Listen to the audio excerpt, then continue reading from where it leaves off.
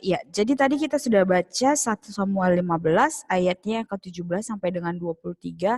Kita mau sama-sama belajar bagaimana sih sebenarnya menyembah Tuhan yang benar itu, bagaimana sih sebenarnya jadi Kristen yang baik, bagaimana sih sebenarnya kita anak-anak Tuhan melaksanakan amanat Tuhan, melaksanakan perintah yang sudah Tuhan berikan kepada kita. Jadi anak-anak, kita semua hidup di dunia ini bukan tanpa alasan, betul? Kita punya misi kita masing-masing yang sudah Tuhan berikan kepada kita. Kita punya goal di dalam hidup kita, begitu. As a Christian, our main goal is to di Matius 28 itu kita harus menjalankan amanat agung. Kita harus menyebarkan firman Tuhan. Kita harus membuat orang-orang jadi percaya kepada Tuhan Yesus, begitu ya. Jadi kita harus membuat orang-orang mengenal Tuhan, mengalami Tuhan dan menyembah Tuhan, begitu. Jadi bagaimana cara kita melakukannya? Jadi kadang-kadang ini Iblis tidak suka kalau kita itu kalau kita mengerjakan yang disukai Tuhan, begitu. Akan selalu banyak cobaan. Jadi iblis akan masuk dari berbagai celah untuk menghancurkan amanat itu, untuk menghancurkan misi itu, untuk menggagalkan kita melaksanakan misi itu. Betul ya? Jadi mungkin dari kita ini seperti yang tadi di ayatnya yang ke-17, bukankah engkau walaupun kecil pada pemandanganmu sendiri. Nah, that's a itu celah ya. Kalau kita tidak percaya diri, kalau kita merasa lemah begitu, kalau kita merasa tidak mampu, itu akan jadi celah untuk iblis. Hey, si Desi Situmorang ini celahnya adalah dia tidak pede orangnya. Desi Situmorang ini celahnya adalah dia kalau disenggol dia akan down begitu. Jadi nanti kita hancurkan saja misinya dari jalan itu, begitu ya. Kita buat dia selamanya tidak percaya diri, kita buat dia selamanya berpikir bahwa kelemahannya itu akan menghancurkan dia. Kita lupa kalau kita tuh punya Tuhan Yesus yang luar biasa, anak-anakku. Kita lupa kalau Allah yang menciptakan semesta, Allah yang sudah mati untuk kita itu lebih besar daripada segalanya. Begitu ya. Jadi dalam melaksanakan amanat agung, dalam melaksanakan pekerjaan-pekerjaan yang Tuhan sudah minta untuk kita kerjakan itu, jangan berpikir engkau tidak mampu begitu. Jadi kita ini sebenarnya dipilih Tuhan untuk mengerjakan sesuatu, betul ya. Tidak mungkin kita memilih seseorang yang kita tahu dia tidak bisa begitu. Karena saya tahu anak-anak di kelas 7B ini sangat luar biasa, jadi Miss Desi berikan satu tanggung jawab begitu. Karena Miss Desi tahu anak-anak Miss Desi sudah belajar specific topic, jadi pada saat I give you something to do, let's say homework, I believe that you can do it. Gitu. Tidak mungkin Miss Desi kasih sesuatu, misalnya kita nih belajar topik Unit 1.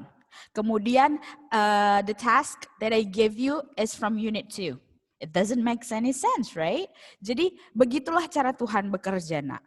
Dia tahu, dia sadar, dia paham kalau engkau bisa mengerjakan itu, makanya dipilihlah engkau. Jadi mari kita sama-sama belajar dari Samuel ini untuk selalu dengar-dengaran akan firman Tuhan. Begitu. Nah, itu tadi untuk amanat. Nah, bagaimana sih cara kita untuk menyembah Tuhan? Begitu. Nah, kalau engkau, let's say, a good Christian is not a Christian who always go to the church, gitu, regularly. Jangan karena engkau ke gereja setiap minggu dan sebagainya, engkau merasa sudah menjadi a good Christian, gitu. Karena tadi di ayatnya, yang ke-22 sampai ke-23, apakah Tuhan itu berkenan kepada korban bakaran dan korban sembelihan sama seperti kepada mendengarkan suara Tuhan begitu. Jadi zaman dahulu kalau kita kan sekarang kita pergi ke gereja begitu ya, pergi ke gereja memberikan persembahan, memberikan perpuluhan dan sebagainya. Right? Itu salah satu bentuk ibadah kita begitu. Zaman dulu orang tidak hanya pergi ke gereja tapi mereka juga harus mempersembahkan korban bakaran. Jadi ternak-ternakmu yang paling oke, yang paling luar biasa engkau persembahkan kepada Tuhan. However, that is not enough. Gitu. Jadi kalau engkau mempersembahkan atau engkau ke gereja tapi engkau tidak melaksanakan firman Tuhan, itu sama saja nol. Begitu ya, itu omong kosong. Jadi hanya semacam kewajiban saja, bukan karena engkau mencintai Tuhan, engkau mau datang ke gereja, bukan karena engkau mencintai Tuhan maka engkau dengar-dengar akan Dia. Tapi just simply because okay, I'm a Christian, I have to do this. Ya, jadi tolong ganti pemikiran kita yang seperti itu. Kalau memang engkau ke gereja atau kau mengasihi Tuhan Yesus sebagai Tuhan Allahmu, kerjakanlah apa yang memang Tuhan Yesus mau engkau kerjakan. Jadi Bible itu, Alkitab itu adalah guidance-nya kita, anak-anak. Nggak tahu Miss Desi itu kemarin sempat yang di mana Miss Desi ngobrol, I forgot, tapi sebagai anak Tuhan kita sebenarnya sudah dikasih tahu apa yang harus kita lakukan, apa yang tidak bisa kita lakukan, begitu. Jadi turutilah itu. Yang paling penting dari segalanya adalah dengar-dengaran akan Tuhan. Ya, Tuhan Yesus sudah suruh kita memang datanglah beribadah kepadanya. Ya datang saja beribadah kepada Tuhan. Bukan karena engkau Kristen, bukan karena engkau harus melakukan itu, bukan karena memang papahmu atau mamahmu Kristen, tapi memang pure because I love God and I know that He sacrificed Himself for me. Jadi aku bersyukur sekali, saya bersyukur sekali Tuhan Yesus mati untukku, Tuhan Yesus begitu mencintaiku. Jadi aku pun mau menunjukkan syukurku, begitu. Ya, jadi mungkin yang paling penting dari segalanya adalah kita harus dengarkan Dia. Jadi dengarkan Tuhan Yesus, kasih waktumu untuk Tuhan Yesus, dengar-dengaran akan firman-Nya, cari Dia sebagai bentuk ucapan syukurmu. Sebagai bentuk engkau berterima kasih atas kasih-Nya yang luar biasa di hidup kalian. Di hidup kita bersama, bukan hanya kalian anak-anak Miss Desi juga begitu. Karena Miss Desi mungkin ditempatkan di Bali itu bukan suatu kebetulan ya. Jadi ada rencana Tuhan kenapa why do I have to come to Bali begitu. For you who doesn't know, who didn't know yet, Miss Desi itu I was studying in Taiwan for 3 years and I really like it there. Tapi I have to come back because God asked me to go to Bali begitu. Nah, hidup di Bali tidak gampang, tidak segampang hidup yang Miss Desi jalani di Taiwan begitu. Karena di sana serba gampang dan sebagainya. Uang juga oke, begitu. So when I come here it's totally different. Jadi Miss Desi harus adjust. Tidak enak, seperti yang Miss Desi bilang tadi, banyak celah yang akan digunakan iblis untuk menghancurkan misi yang Tuhan mau Miss Desi lakukan gitu. So, misalnya Miss Desi dikasih lingkungan yang berbeda, and I don't like it. I don't like to adjust myself, tapi harus karena itu dari Tuhan, nak. Begitu. Jadi jalan kita untuk mengerjakan amanat Tuhan, jalan kita untuk mengerjakan misi kita itu tidak mulus, begitu. Tidak selamanya mulus. Tapi balik lagi tadi yang pertama Miss Desi bilang, Tuhan Yesus suruh Miss Desi ke sini ada pasti karena Tuhan tahu Miss Desi bisa begitu. Dan Miss Desi pun harus mengandalkan Dia. Jangan mengandalkan diri sendiri, oke? Karena kita hanya manusia biasa, kalau tidak karena Tuhan, kita tidak bisa apa-apa. Kalau tidak karena Tuhan, kita tidak mungkin bisa ketemu hari ini. Kalau tidak karena Tuhan, Miss Desi tidak mungkin bangun pagi hari ini. Begitu ya. Jadi apapun misi yang sedang kalian kerjakan. So for now, misi kalian adalah belajar, ya. Misi kalian adalah belajar supaya nanti you can how to say, you punya mimpi, you punya cita-cita itu bisa kamu capai, ya. Jadi jangan belajarnya setengah-setengah, tapi belajarlah dengan sepenuh hatimu, anak-anakku. Jangan kasih celah iblis. Misalnya, aduh, mainan game nih lebih seru Miss Desi daripada buat PR, right? Nah, jangan kasih celah iblis begitu.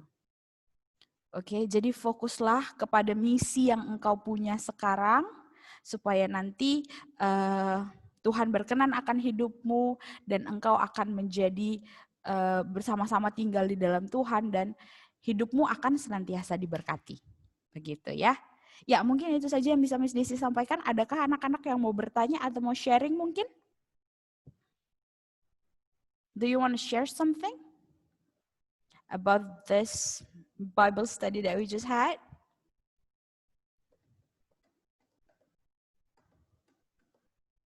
Anyone? Yeah, give me a thumbs up if you don't have any questions. Or do you want to share, you don't want to share anything? Okay. Yeah, jadi good job. So today, mari kita sama-sama berjanji kepada diri sendiri untuk mengerjakan amanat yang Tuhan perintahkan kepada kita, yang Tuhan minta kita untuk kerjakan dengan lebih serius lagi ya. Dan kita berjanji untuk tidak memberikan celah kepada iblis untuk menghancurkan misi kita atau menggagalkan misi kita. Give me a clap if you can promise me that.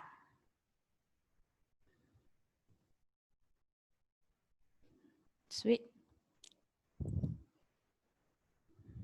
Ya, yeah.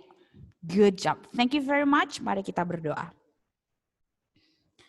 Terima kasih Bapa, terima kasih Yesus, kasih-Mu luar biasa, berkat-Mu luar biasa. Kami telah belajar dari firman-Mu hari ini Bapa. Kami telah belajar bagaimana cara kami menyembah Engkau, bagaimana cara kami menjalankan amanat yang daripada Bapa. Bapa, kami percaya Yesus, setiap kami memiliki amanat masing-masing, setiap kami memiliki misi masing-masing yang Tuhan telah percayakan kepada kami. Bapa, kami tahu kami lemah, tapi kami juga tahu Engkau Allah yang luar biasa. Izinkan kami Yesus, berikan kami akses Bapa, ajarkan kami Yesus untuk senantiasa mengandalkan Engkau dalam mengerjakan atau melaksanakan misi kami. Bapa, biarlah firman Tuhan yang telah kami dengarkan hari ini adalah dapat kami pegang, dapat kami laksanakan di kehidupan kami masing-masing. Terima kasih Yesus, kami berdoa untuk aktivitas kami sepanjang hari ini, kami berdoa untuk anak-anak kami, berikan mereka hati yang terbuka Bapa, berikan mereka hikmat yang daripada-Mu, nyatakan Roh Kudus-Mu ke atas mereka. Berkati juga kami guru-gurunya Bapa, berikan kami kasih, ajarkan kami kasih-Mu Bapa, berikan kami hikmat agar kami dapat mengajari anak-anak kami sesuai dengan kasih-Mu, sesuai dengan perintah Bapa. Terima kasih di dalam nama anak-Mu Yesus Kristus kami telah berucap syukur, haleluya, amin. Ya, thank you everyone. Hari ini Miss Desi akan langsung serahkan kepada guru yang mengajar nanti ya. Goodbye, I'll see you guys on Monday. Bye. Hari ini Miss Devi akan share PPT-nya Miss Devi.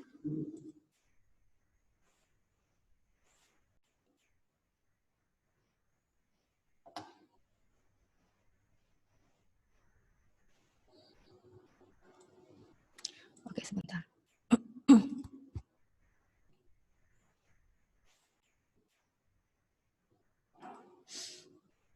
Kelihatan ya PPT-nya Miss Devi?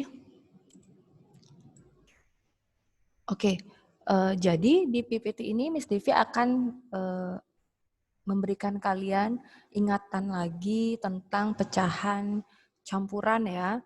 Jadi pecahan campuran yang sempat dibahas ataupun kalian mengingat lagi pembelajaran pada saat kalian di sekolah dasar ya. Jadi ingat pecahan campuran itu awalnya bermula dari pecahan tidak murni ya. Masih ingat dengan pecahan murni? Lalu ada pecahan tak murni. Lalu yang terakhir itu adalah pecahan campuran ya. Di mana pecahan murni itu adalah A-nya kurang dari B, berarti pembilangnya kurang dari penyebutnya, atau mungkin dibahasakan lebih mudahnya itu adalah yang di atas nilainya lebih kecil daripada yang di bawah gitu ya. Contohnya 2/3 gitu ya, habis itu 1/2. Nah ini namanya pecahan murni karena angka yang di atas lebih kecil daripada angka yang di bawah. Nah untuk pecahan tak murni ini adalah terbaliknya dari pecahan murni. Kalau A-nya kurang dari B, maka di pecahan tak murni A-nya lebih dari B. Ya, misalnya kalian membuat pecahan itu seperti yang di bawah ini ya, 20/3. Jadi pembilangnya lebih kecil, pembilangnya lebih besar daripada penyebutnya, ya. Atau pecahan yang lainnya misalnya 10/6 misalnya ya. Jadi ini adalah pecahan tak murni ketika pembilangnya lebih besar ya, lebih dari penyebutnya gitu ya. Kalau dibahasakan ke kalian yang bilangan atas pasti nilainya lebih besar daripada yang di bawah. Nah, sedangkan campuran itu adalah menyederhanakan dari pecahan tak murni ini, di mana pembilangnya ini yang lebih besar daripada penyebutnya. Jadi kalau kita jadikan dia pecahan campuran ya, ini pecahan campuran bentuknya itu adalah N, A per B gitu ya. A-nya harus lebih kecil daripada B-nya. Jadi A per B-nya ini adalah pecahan murni gitu ya. Jadi kalau kita bahas 6, penyebutnya pasti sama, 6 gitu ya. 6 dikali berapa supaya mendekati 10. 6 kali 1, 6.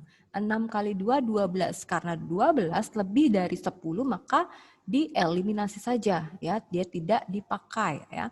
Jadi sisa yang 6 dikali 1.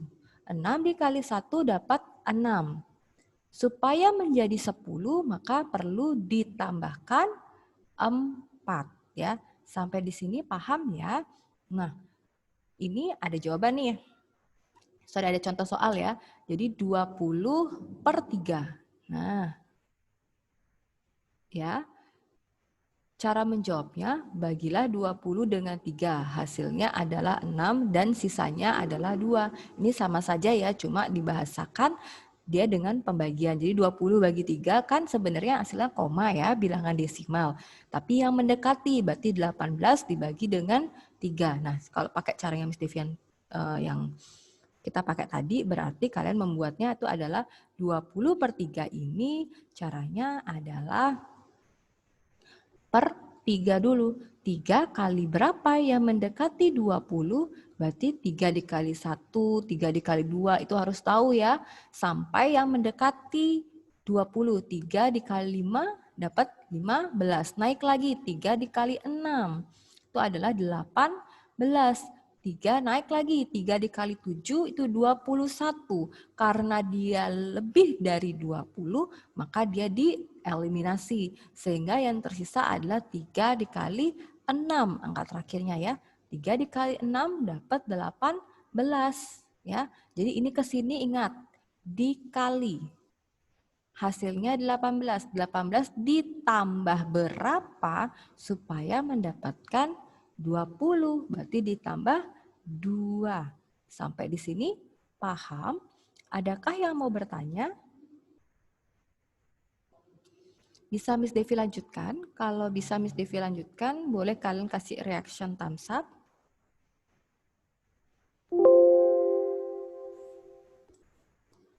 Oke, terima kasih buat yang sudah memberikan thumbs up buat Miss Devi ya.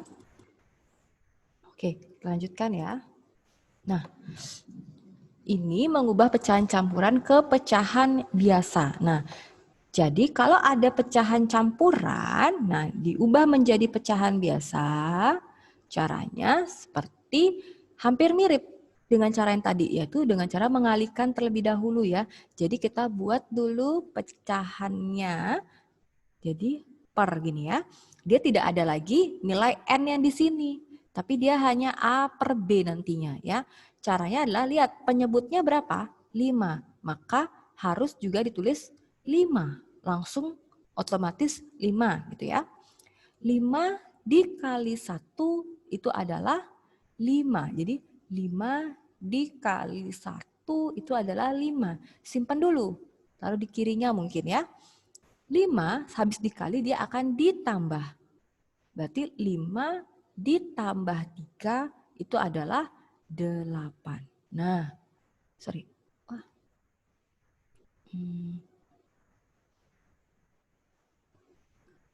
8/5. Sampai di sini ada yang masih kebingungan? Paham ya? Kalau paham, boleh Miss Devi lanjutkan? Kalau boleh, silakan kasih thumbs up kalian. Kalau ada yang masih bingung, nggak apa-apa tanya aja Miss Devi ya. Kalau kalian chat WA sama Miss Devi pada saat Miss Devi ngajar, Miss Devi minta maaf, Miss Devi harus 2 kali ya jadinya ya ke sini dan melihat handphone. Jadi kalau emang mau chat silahkan di chat itu ada untuk chat ke host. Jadi ada chat untuk ke kelas 7B. Jadi kalian bisa pilih di menu chat itu ada di bawahnya to, itu kalian bisa pilih mau ke siapa. Ya, kalau mau ke Miss Devi bisa jadinya tidak akan terlihat oleh teman kalian gitu ya, tapi hanya terlihat di Miss Devi saja gitu ya. Oke ya, sampai di sini Miss Devi akan lanjutkan. Ya, ini adalah soal latihan kita. Silahkan kalian yang mau menjawab pilih nomornya, lalu Miss Devi akan coba menjawab kalau kalian tidak bisa nulis dari sana, ya. Miss Devi persilahkan 10 soal, silahkan ada yang mau menjawab. Diorek-orek dulu boleh ya. Mungkin biasakan setiap pelajaran matematika selalu ada buku catatan dan buku latihannya. Di buku catatan itu kalian bisa sambil oret-oret ya untuk setiap soal-soal yang kita akan bahas. Oke, ada yang mau mencoba menjawab? Yang nomor 1 sampai nomor 5 itu diubah ke dalam bentuk pecahan campuran. Sedangkan nomor 6 sampai nomor 10 itu akan diubah menjadi pecahan biasa. Jadi bukan lagi bentuknya pecahan campuran ya. Oke, ada yang mau menjawab? Saya, Miss. Dari siapa? Dari Natania Angelika. Natania Angelika, boleh coba dites, bisa nggak ngoret-ngoret dari sini? Dari sana? Nggak bisa. Tunggu sebentar. Coba nak. Masih belum bisa. Ada pilihan pulpen gitu nggak di sana di layarnya?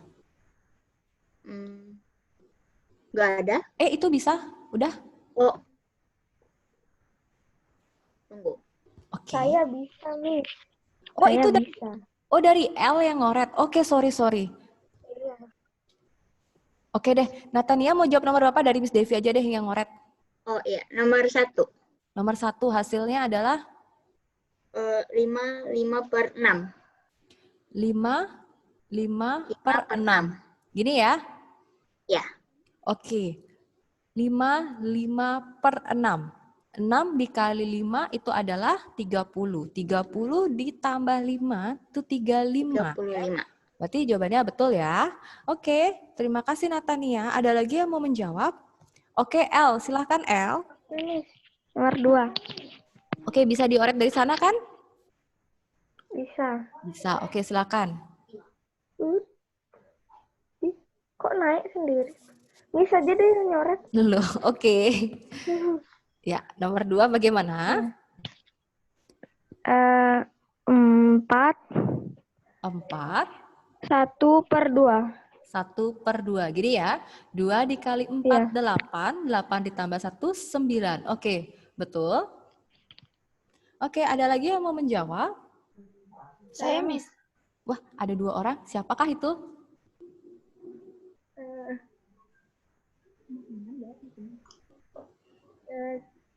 Dari siapa? Bianca, Rona, Violeta. Ini ada raise hand. Oke, silakan Bianca. Ini nomor 3 ya. Nomor Terserah 3, mau nomor berapa aja. Nomor 3 jawabannya 8 per 5. Sebentar. Gimana nak? Nomor 3 mau coret dari sana atau dari Miss Devi? Saya nggak bisa nyoret, Miss. Oke, ya oke. Berarti jawabannya adalah? 8 per 5. 8 per 5. 5 dikali 8. 40 ditambah 8. Betul ya? Oke. Siapa lagi? Tadi Bianca siapa? Bianca Rona Violeta, Miss. Oke. Ada lagi yang mau menjawab?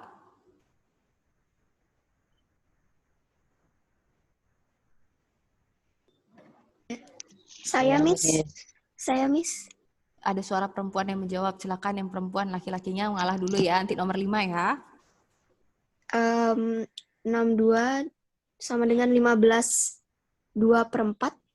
Sebentar. Ini jadinya 15 2/4. 15 2/4. 4. Ya, sebentar. Oke. Per 4. Gini ya. 4 kali 15, 60 tambah 2. Oke. Ini bisa disederhanain sebenarnya ya. Caranya adalah dari pecahan ini disederhanakan terlebih dahulu ya. Tapi kalau gini juga nggak apa-apa ya. Nanti Miss Devi akan lanjutkan dengan cara menyederhanakannya. Udah diajarin belum ya cara menyederhanakan waktu ini? Udah, Halo? Miss. Oh udah ya? Oke, nanti deh sambil berjalannya waktu pasti kalian bisa ya. Oke, silahkan nomor 5. Saya Oke, yang cowok. Tadi yang cowok sudah mengalah. Silakan. Saya nomor 6 ya. Tunggu sebentar. Tunggu sebentar. Tadi nomor 4 siapa yang jawab ya? Leika, Miss. Leika. Sebentar, Nak. Putu Satwika Leika ya? Iya. Oke, sip. Nomor 5. Atas nama siapa? Saya nih. Iya, Saya siapa? nomor 6. Iya. Oh, gimana? Mau jawab nomor berapa? 6. 6. Oke. Jawabannya adalah 31 per 4. 31/4. 4 dikali 7, 28. 28 ditambah 3, dapat 30. Oke, betul. Dari siapa ya? Aaron, yes. Siapa? Aaron. Oh, Aaron. Oke, thank you, Aaron. Ada lagi yang mau menjawab? Saya Miss. Dari siapa? Nana. Oke, silakan. Yang nomor 5. Heeh. 4/9. 4/9. Gini ya? 9. Iya. Oke, 9 dikali 4, 36. 36 ditambah 4, 40. Oke, betul ya? Oke, silakan Yesaya. Nomor 7, Miss. Nomor 7. Oke, silakan.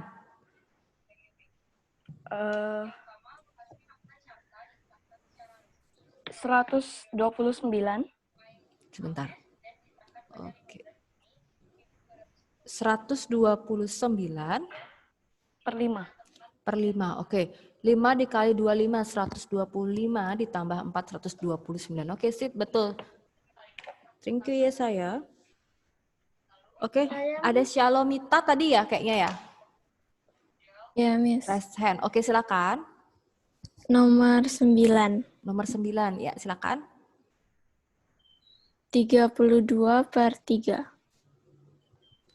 3 kali 10, 30 ditambah 2, 32 per 3. Oke, betul. Shalomita. Oke, silakan tadi siapa yang bilang saya, Miss?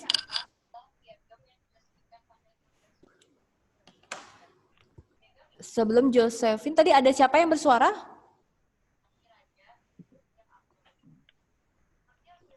Halo? Kalau nggak ada, Miss Devi langsung ke Josephine Liora. Silakan Josephine Liora. Habis itu ke Andrea, lagi 1. Yuk silakan. Yang nomor 8, Miss. Oke, silakan. Sebentar.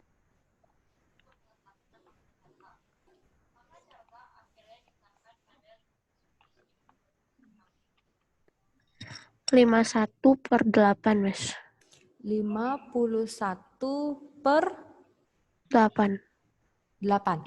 8 dikali 6, 48 ditambah 3, 51 per 8. Oke, tadi Miss Devi siapa? Andrea ya, kalau nggak salah ya, habis ini. Silakan. 58 per 9, Miss. sebentar, Miss Devi lihat. Berapa? 58 per 9. Oke, 58 per 9. 9 dikali 6, 54. Ya, betul. Tadi, Miss Devi mau tanya, nomor 8, tadi siapa yang jawab ya? Josephine Liora, Miss. Oke, thank you.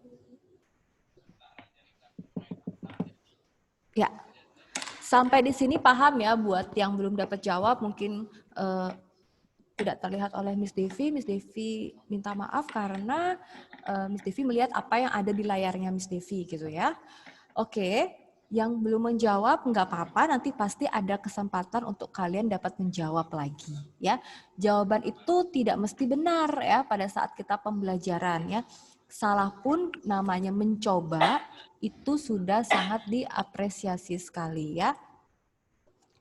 Jadi Miss Devi harap kalian bisa aktif ya, sehingga keaktifan kalian juga pasti akan membuahkan hasil gitu ya. Kalian jadi tahu di mana salahnya ya, kalian jadi tahu caranya, oh ternyata cara yang tadi salah, oh ternyata benarnya seperti ini loh. Jadi tidak usah malu ya, karena kalian kan keluarga kelas 7B gitu ya. Jadi sama-sama kita belajar ya. Kalau nggak bisa, sama-sama kita cari tahu nih, di mana ya yang saya nggak bisa, mungkin teman yang bisa bantu gitu ya. Jadi jangan sampai meninggikan bahwa kalian, oh saya bisa, saya diam saja, enggak ya. Tapi bantu teman kalian, apalagi dalam kondisi seperti ini ya. Oke, Miss Devi akan next. Sebelumnya untuk pecahan campuran, pecahan biasa bisa berarti ya. Oke, Miss Devi akan next ya. Oke, kita akan masuk di dalam pembelajaran selanjutnya, yaitu bilangan desimal ya. Semoga waktunya cukup ya untuk Miss Devi menjelaskan. Jadi bilangan desimal ini adalah bilangan yang mengandung koma gitu ya. Kalau pecahan kemarin kan Miss Devi bilang, Miss kalau dia kalau dia misalnya dapatnya 5/2. Nah, ini hasilnya bukan bilangan bulat lagi atau bukan juga bilangan asli ya, tapi hasilnya pasti sudah mengandung koma. Kenapa? Karena 5 dibagi 2 ya, simpelnya adalah di perkalian 2 tidak ada yang hasilnya 5.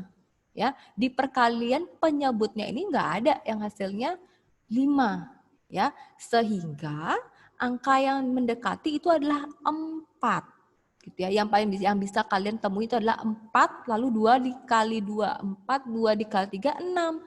Dia ada di antaranya. Pasti dia bilangan yang mengandung koma. Nah, bilangan yang mengandung koma itu disebut dengan bilangan desimal gitu ya. Oke, Miss Devi akan lanjutkan.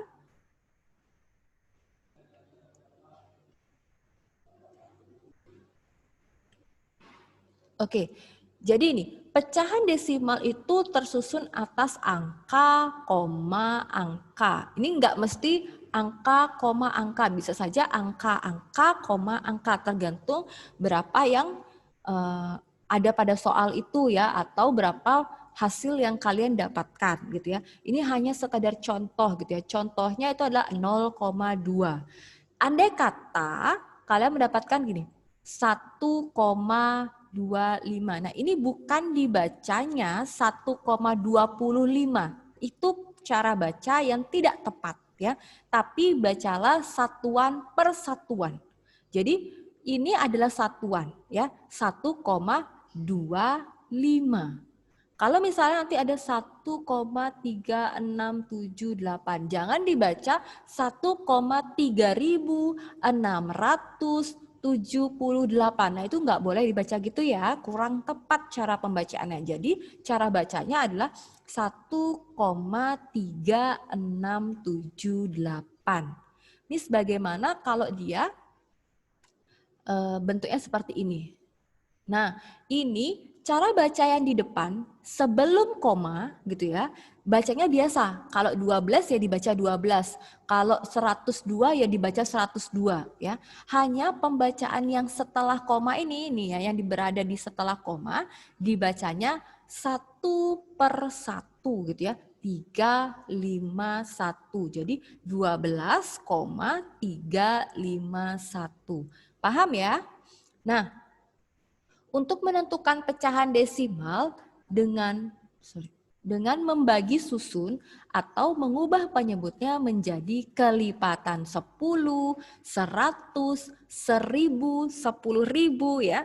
Pokoknya dia harus kelipatan yang mengandung 00 ini gitu ya. Jadi misalnya gini. Jadi kalau kalian taunya kan seperti ini ya. Miss Tivi bikin 3, 4, 5,21. Nah, ini kalian tahu bahwa ini adalah ratusan. Nah, ini adalah puluhan. Ini adalah satuan. Lalu yang di belakang koma ini adalah 1/10, 1/10. Ini adalah 1/100. Kenapa harus kalian tahu ini dulu? Karena kalau kalian tahu ini pasti nanti pada pengerjaan soal kalian bisa ya. Jadi ini per 10, ini per 100. Jadi kalau Miss Devi ubah ke dalam pecahan ya, yang kalian lihat paling belakang ini dia seperberapa ya? Oh, dia 1/100. Jadi pasti dia akan menjadi per 100. Lalu di atasnya semua angkanya dimasukkan. Jadi 3, 4, 5, 2, 1 dimasukkan tanpa koma lagi. Paham ya? Miss Devi akan coba untuk di sini ya. Jadi perkalian dengan penyebut kelipatan tertentu. Nah, jadi misalnya gini. Kalian dapat 2,12. Kalian tahu di depan satuan, di depan koma ini adalah satuan. Ini adalah 1/10. Ini adalah 1/100. Jadi mengubahnya menjadi pecahan adalah lihat angka yang paling belakang, ini adalah per 100, pasti dia per 100. Lalu selanjutnya yang pembilangnya yang kalian masukkan adalah angka yang ada di atasnya ini semuanya. Jadi 2, 1, 2 ya. Sampai sini paham ya? Jadi kalian hanya perlu tahu nih di belakangnya nih seperberapa ya gitu ya. Kalau dia 0, misalnya gini, 0,3 misalnya gitu ya. Nah kalian lihat nih komanya ini adalah 1/10. Jadi kalian tinggal buat per 3, kok per 3? Sebentar. Oke, per 10, lalu kalian tulis semua angkanya ini. Kalau 0, nolnya jangan ditulis ya. Hanya 3-nya saja yang ditulis. Paham ya? Sampai di sini mengubah pecahan desimal menjadi pecahan biasa. Ya.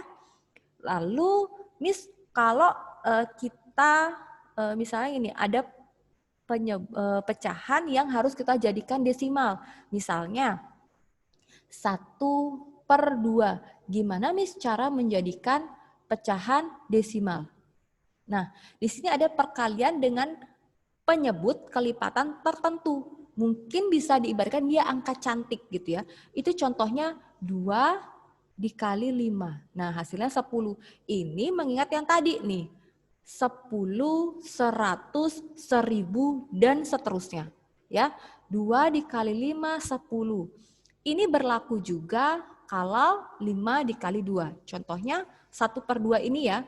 Jadi di bawahnya kita harus buat dia 10, 100, 1000. Jadi dia harus kelipatan yang mengandung 0 itu gitu ya. Jadi 2 itu dia mendekati dengan 10 gitu ya. Sekarang tanya nih sama 2 nih. 2 bisa nggak jadi 10? Bisa dengan dikalikan dengan ini. Nah, angka 5 ini. Berarti kalian buat nih. Ini kali 5, ini juga kali 5. Gitu ya. Jadi 1 dikali 5 itu adalah 5. 2 dikali 5 itu adalah 10. Nah, 5/10 ini kalian lihat. Oh, sekarang saya akan mengubahnya menjadi pecahan desimal. Gimana ya? Lihat aja, 5 ini dia sendiri. Pasti di sini ada angka 0. Ya, koma. Nah, sekarang lihat ini 10 berarti ada satu angka saja di belakang koma, yaitu angka pembilangnya, yaitu 5. Sampai di sini paham atau ada yang belum paham? Ini 2 dikali 5 gitu ya.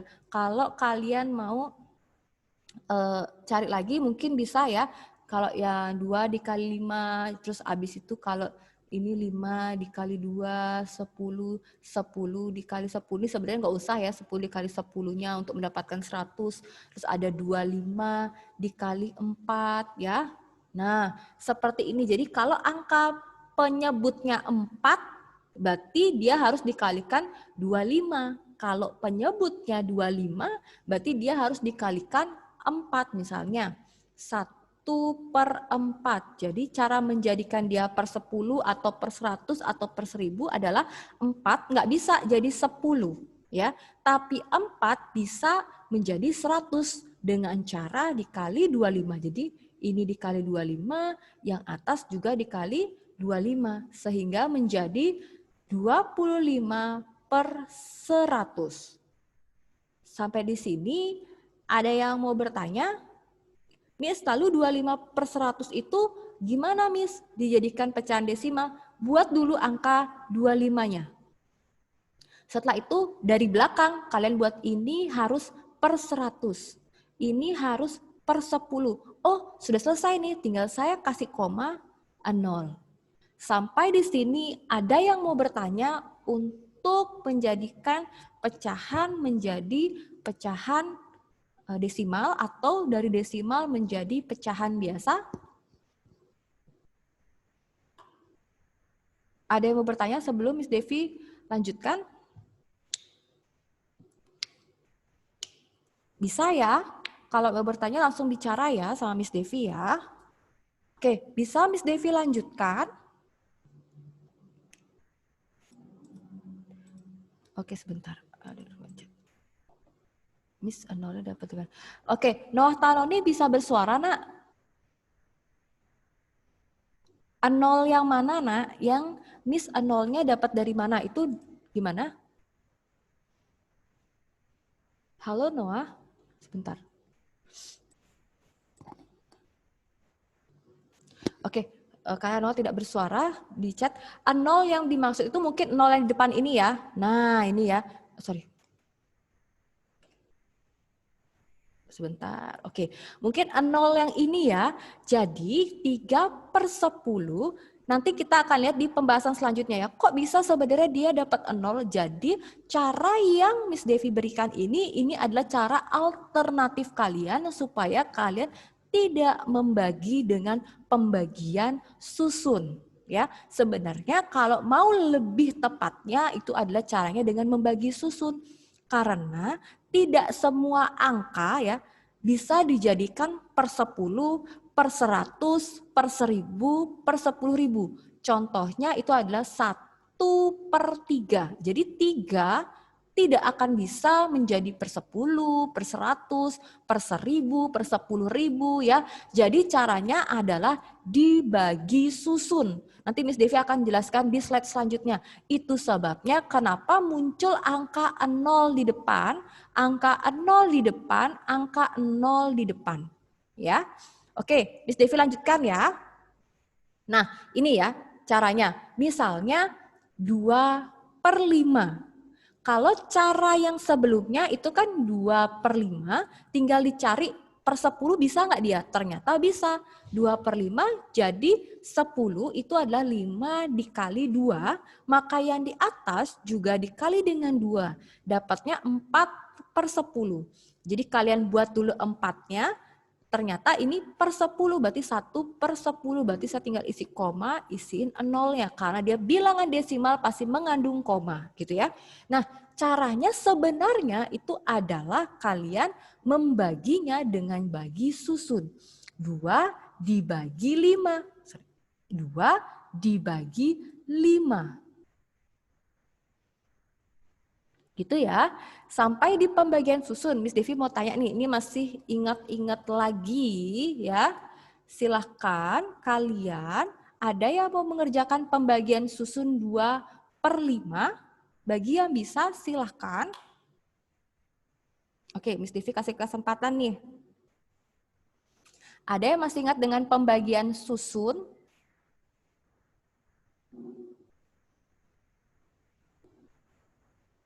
Halo? Atau Miss Devi yang belum tadi itu Miss Devi mau coba. Ada yang mau membagi dengan pembagian susun? Leika. Leika, bisa dengar suara Miss Devi? Iya, Miss. Leika, bisa bantu Miss Devi untuk pembagian susun? Bisa dicoret dari sana nggak sih? Bentar. Pembagian susun. 2 bagi. Pembagian susun.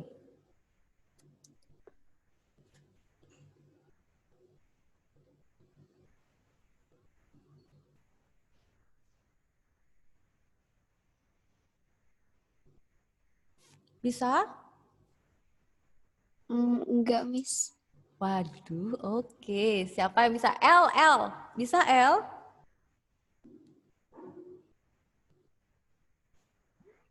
Lupa, Miss. Bian Karona, silahkan Bian Karona. Dan kan nggak bisa nyoret, nggak apa-apa, Miss. Nggak apa-apa, oke Miss Devi coret dari sini. Oke. Pembagian susun, bukannya Miss bagian yang bilangannya lebih besar di dalam. Coba, oke, coba ya Miss Devi coba ya. Ini ada dari Bianca ya. Berarti di dalamnya yang lebih besar gitu ya? Iya, Miss. Berarti 5 Miss Devi taruh di dalam, terus dicoret gini? Iya, baru luarnya 2. Oke, terus? Baru itu kan berarti 2 bagi 5 berapa? Tapi nggak ada jawabannya kan? Maksudnya nggak ada jawabannya gimana, Nak? Coba pelan-pelan. Maksudnya nggak ada jawabannya, soalnya kayak 2 kali berapapun nggak ada yang hasilnya 5, jadi kita harus mencari yang mendekati. Oke, silahkan. Berarti mendekati Jadi, berarti? 2 kali 2 mendekati. Karena 2 kali 2 kan 4. Dan Ya, 4 betul. juga itu mendekati 5. Dan itu juga lebih dikit daripada 5. Jadi 2 kali 2, baru 2-nya, kan 2 kali 2, 4. 4-nya ditaruh di... 4-nya taruh di mana? 4-nya taruh di bawahnya 5. Oke, 2-nya taruh di atasnya 5. Oke, 2-nya taruh di sini? Iya. Ini? Oke, silakan. Terus? 5 dikurang 4 nih. 5 dikurang 4, berarti dapat? 1. 1. Oke, selanjut? Taruh 0. Taruh 0-nya di mana? Atasnya kasih koma. Atasnya kasih koma, turun angka 0 gitu? Iya. Oke, lanjut. Baru 2 bagi 10 sama dengan 5, Miss.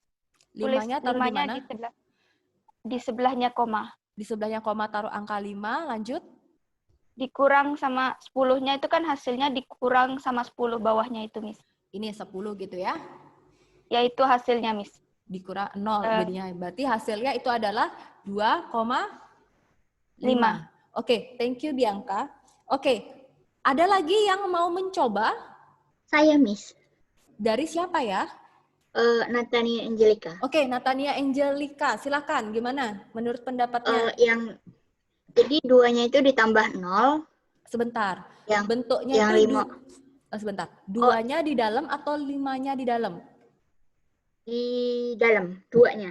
2-nya di dalam, oke sudah ada di sini. Ya. Terus? 2-nya ditambahin 0 belakangnya. Di sini tambahin 0. Ya. Terus? Habis itu di atasnya tulis 0, 0, terus? Kan berarti 20 bagi 5 sama dengan 4. Berarti 20-nya taruh di sini ya? Atau di atas? Ya, di sini. Di bawah. 20, terus? Dikurang 0. Dikurang 0. 4-nya taruh di? Atas. Sini? Ya. Oke, tadi ada Bianca dan Natania Angelica.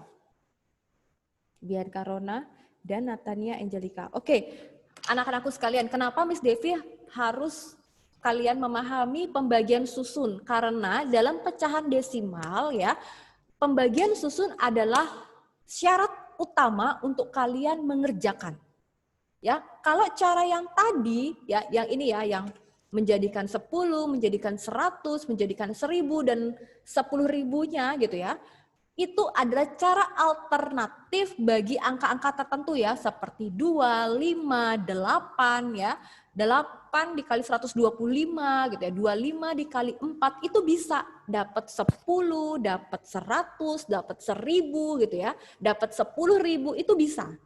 Kalau sudah ada angka 0 yang banyak itu, maka pecahan desimal akan lebih mudah untuk kalian kerjakan. Seperti yang tadi Miss Devi bahas. Tapi bagaimana kalau tadi angkanya misalnya nih 1/3. Karena 3 tidak bisa menghasilkan, dikalikan dengan berapapun tidak bisa menghasilkan angka 10, 100, 1000 gitu ya. Jadi dia harus disusun bagi ya seperti yang kalian ketahui caranya. Mungkin banyak yang sudah lupa ya.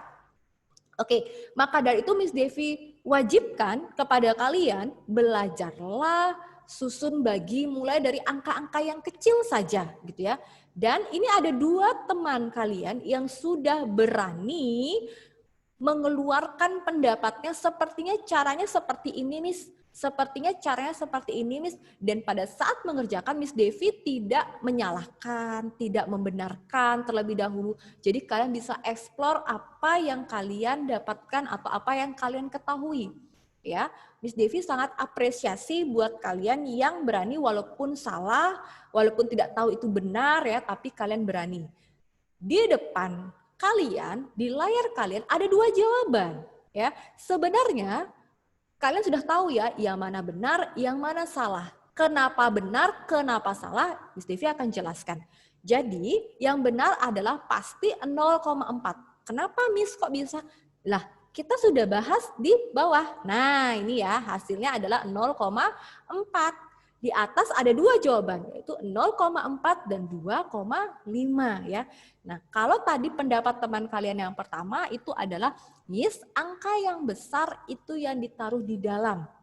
Nah, siapa tahu ada kalian-kalian juga yang masih bingung, ini 2/5, ini siapa yang di dalam, siapa yang di luar ya. Perhatikan, yang di dalam itu adalah pembilang. Jadi, ini adalah pembilang, ini adalah tempatnya penyebut. Nah, cara gampangnya ya, kalau kalian lihat huruf G itu di dalam dia ya. Mana duluan? Yang duluan itu yang masuk di dalam. Yang duluan itu adalah huruf G daripada T-nya. Atau yang atas dengan yang bawah, berarti kan ini urutan pertama, ini urutan kedua. Nah, yang pertama boleh masuk ke dalam ruangan terlebih dahulu gitu ya. Simpelnya itu adalah berarti yang atas itu di dalam. Karena dia duluannya urutannya ketimbang yang di bawah ya.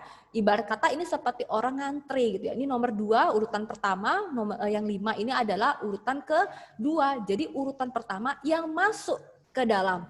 Urutan kedua ngantri dulu di luar gitu ya. Jadi pembilang di dalam, penyebut di luar ya. Konsep pertama.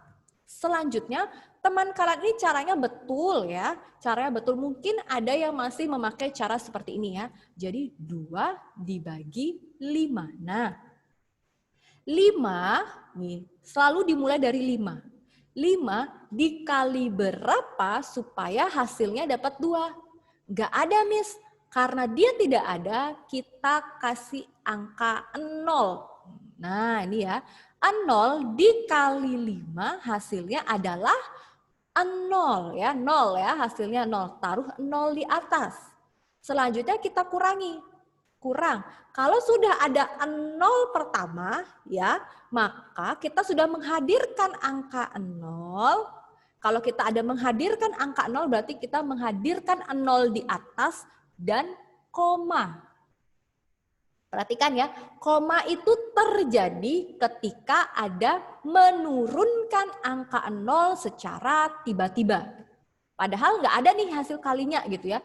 Tiba-tiba kita tambahkan dengan 0 gitu ya.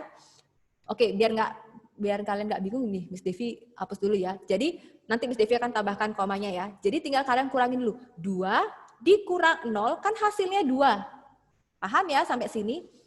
Kalau Miss Devi taruh 0 lagi, kan sama. Misalkan Miss Devi taruh 0, kan bentuknya sama dong dengan yang di atas. Jadi dia tidak boleh ditaruh 0 lagi di bawahnya. Sehingga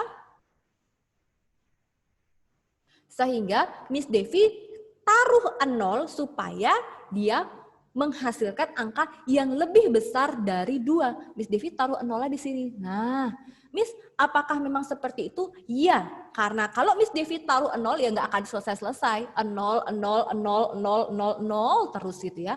Karena ini muncul 0 secara tiba-tiba untuk menambahkan nilai 2 menjadi 20 ya, yang bisa ditambahkan hanya 0. Miss, boleh saya tambahkan 1? Nggak boleh. 2 nggak boleh juga. 5 nggak boleh.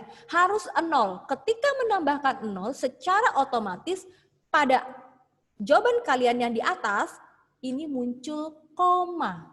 Nah, ya biar kalian nggak bingung nanti ya.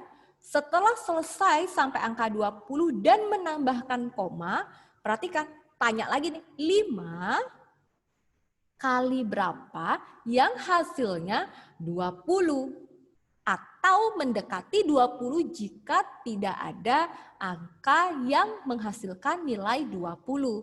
Ternyata ada 5 dikali 4, 20. Nah, 5 dikali berapa?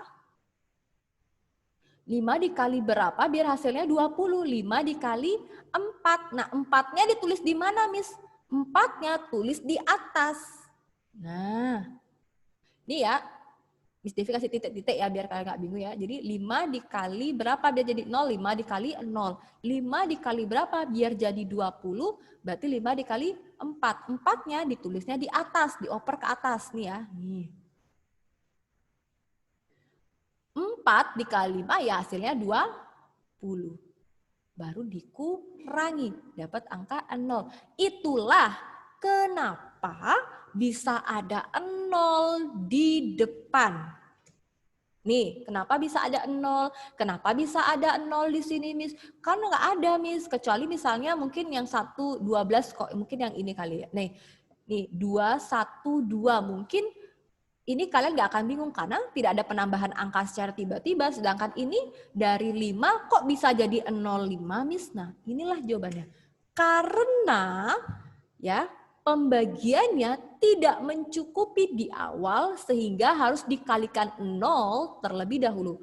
Kalau pakai caranya ini juga bisa ya, tapi kalau pakai cara ini sudah mengerti konsep biasanya ya. Karena sudah mengerti konsep ya udah saya tambahkan 0 berarti saya tambahkan 0, di sini. Karena di atasnya sudah pasti 0, saya tambahkan lagi 0. Ini yang membuat dia 0, ini konsep teman kalian ya karena dia sudah memegang konsep dari awal. Ya. Kalau yang ini Miss Devi ajarin dengan terstruktur ya, karena banyak yang masih belum bisa membagikan pembagian susun. Sampai di pembagian susun, apakah masih ada yang belum mengerti? Karena ini dasar untuk kalian bisa mengerjakan pecahan dan bentuk desimalnya. Karena nanti akan ada yang namanya mengurutkan bilangan. Jadi ada bilangan desimal, ada pecahan, itu harus disatukan. Jadi kalau pembagian tidak bisa, maka dasarnya pasti tidak bisa semuanya. Jadi ada ini enggak ya? Oke, sebentar. Oke. Sampai di sini masih ada yang belum bisa? Kalau ada yang belum bisa, boleh naikkan thumbs up kalian. Miss Devi akan jelaskan sekali lagi. Nggak apa-apa kalau nggak bisa ya. Bukan berarti terlihat, kok nggak bisa sih gitu ya. Nggak ya, tapi kita belajar sama-sama. Oke, Miss Devi lanjutkan ya. Karena nih, ini juga sama. Ubahlah pecahan ke dalam bentuk desimal 3/4. Tadi kita tahu ya, 4 biar jadi 100 itu adalah kali 25.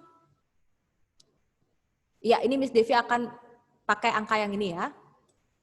Nah, ubahlah pecahan 3/4 ke bentuk desimal. Kalau pakai cara yang pertama, itu kita lihat 4 bisa nggak jadi 100? Atau 4 bisa nggak jadi 10? Nggak bisa. 4 bisa jadi 100? Bisa.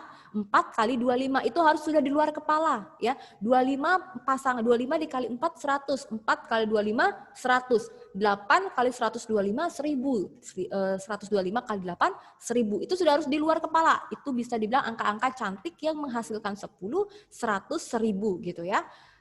Oke, di sini 3/4 itu 4-nya dikali 25, dapat 100. Karena di bawah dikali 25, maka di atas juga dikali 25, dapat 75. 75/100, buat dulu angka 75-nya. Yang paling belakang pasti per 100, karena dia sudah bilang 100 di sini, pasti dia 1/100, 1/10. Nah, kalau sudah agak 1/10, setelah 1/10 itu adalah koma dan menghasilkan angka 0 sebagai satuannya. Ya. Sekarang adakah yang mau mencoba untuk membagi 3 dibagi 4? Siapa yang di dalam, siapa yang di luar? Ada yang mau mencoba?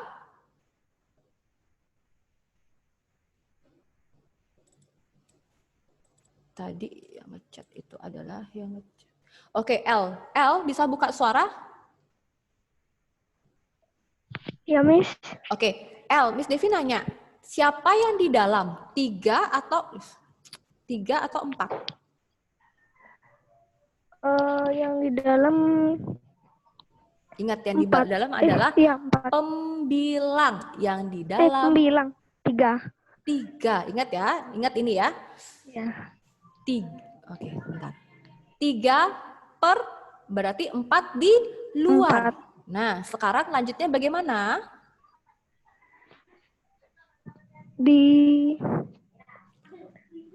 Kalau belum bisa gini, 4 ya dikali berapa yang menghasilkan 3? Ada nggak? Enggak, 0. Nggak ada. Berarti 0 ya, paling terkecil ya. Berarti hasilnya pasti Iya. nanti dia akan 0 gitu ya. Nah, 4 kali berapa yang hasilnya 0? 4 kali 4 kali berapa yang hasilnya 0? 0. 0, berarti taruh 0 0. di atas. Nah, oke, dikurang. 3 dikurang 0 hasilnya 3. 3. Nggak mungkin kan taruh 0 lagi?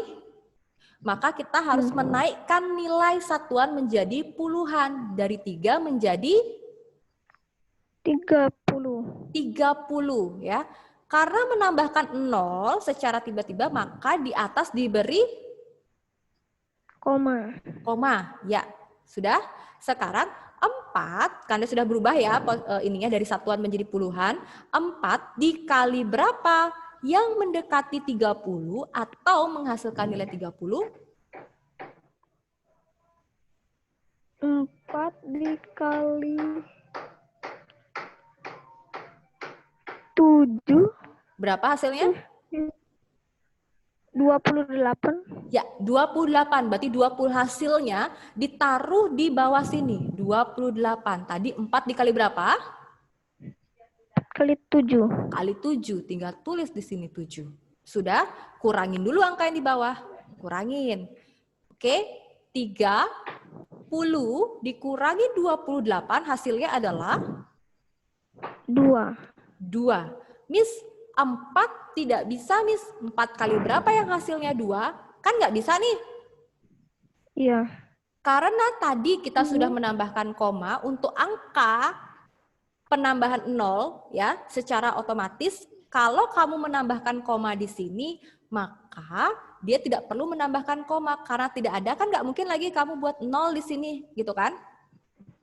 Nanti terulang seperti yang di sini. Jadi langsung saja naikkan statusnya dari satuan menjadi puluhan seperti angka 30 ini. Berarti dia menjadi berapa? 20. Ya, dia langsung naik status ya. 20. Nah, baru tanya nih, 4 kali berapa yang menghasilkan 20? 4 dikali 5. 4 dikali 5, 20. Berarti 5-nya tulis di atas, tinggal kita kurangin jadi 0. Sampai di sini paham? Paham, Miss. Paham. Paham. Oke, silahkan mute dari sana. Oke, anak-anak yang dikasihi Tuhan, perhatikan kalau sisa 2, Miss nggak bisa, Miss. turunkan 0 langsung, naikkan statusnya dari satuan menjadi puluhan. Sama halnya seperti 30. Hanya waktu menaikkan status dari 3 menjadi 30, kalian menambahkan koma, kan nggak mungkin nanti kalian tulis 0,7,5. Nah, ini nggak ada, ya. Jadi langsung saja ini sudah mewakili. Jadi ini memberikan tanda gitu ya. Kamu boleh menambahkan 0, menaikkan status satuan menjadi puluhan ketika angkanya sudah tidak bisa dibagi lagi. Jadi jangan pakai 0 lagi seperti yang pertama. Cukup 1 kali. Oke?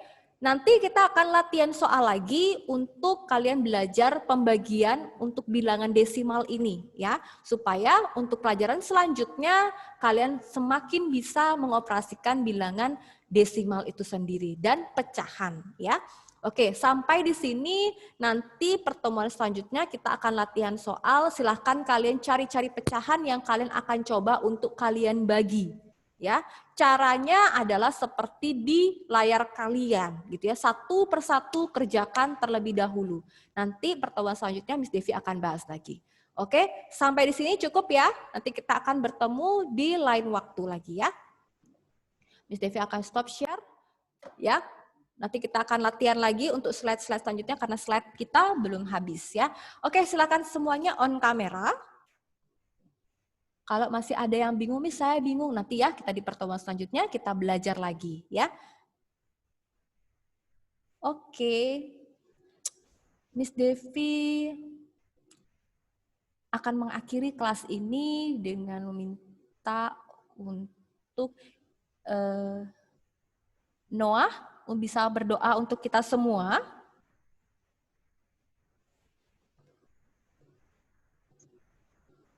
Teman-teman, mari kita berdoa. Tuhan Yesus, terima kasih atas pelajaran matematika dan juga tolong berkati Miss. Dalam nama Tuhan Yesus, haleluya, amin. Amin, oke. Jangan sampai kalian lupa ya nama Miss Devi ya. Oke, selamat kalian untuk... Miss, ya gimana? greetings, sis. Greetings.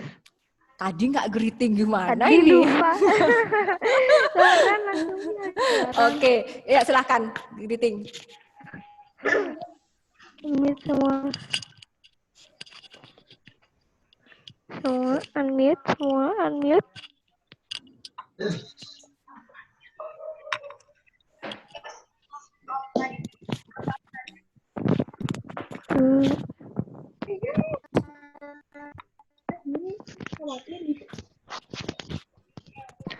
Greetings.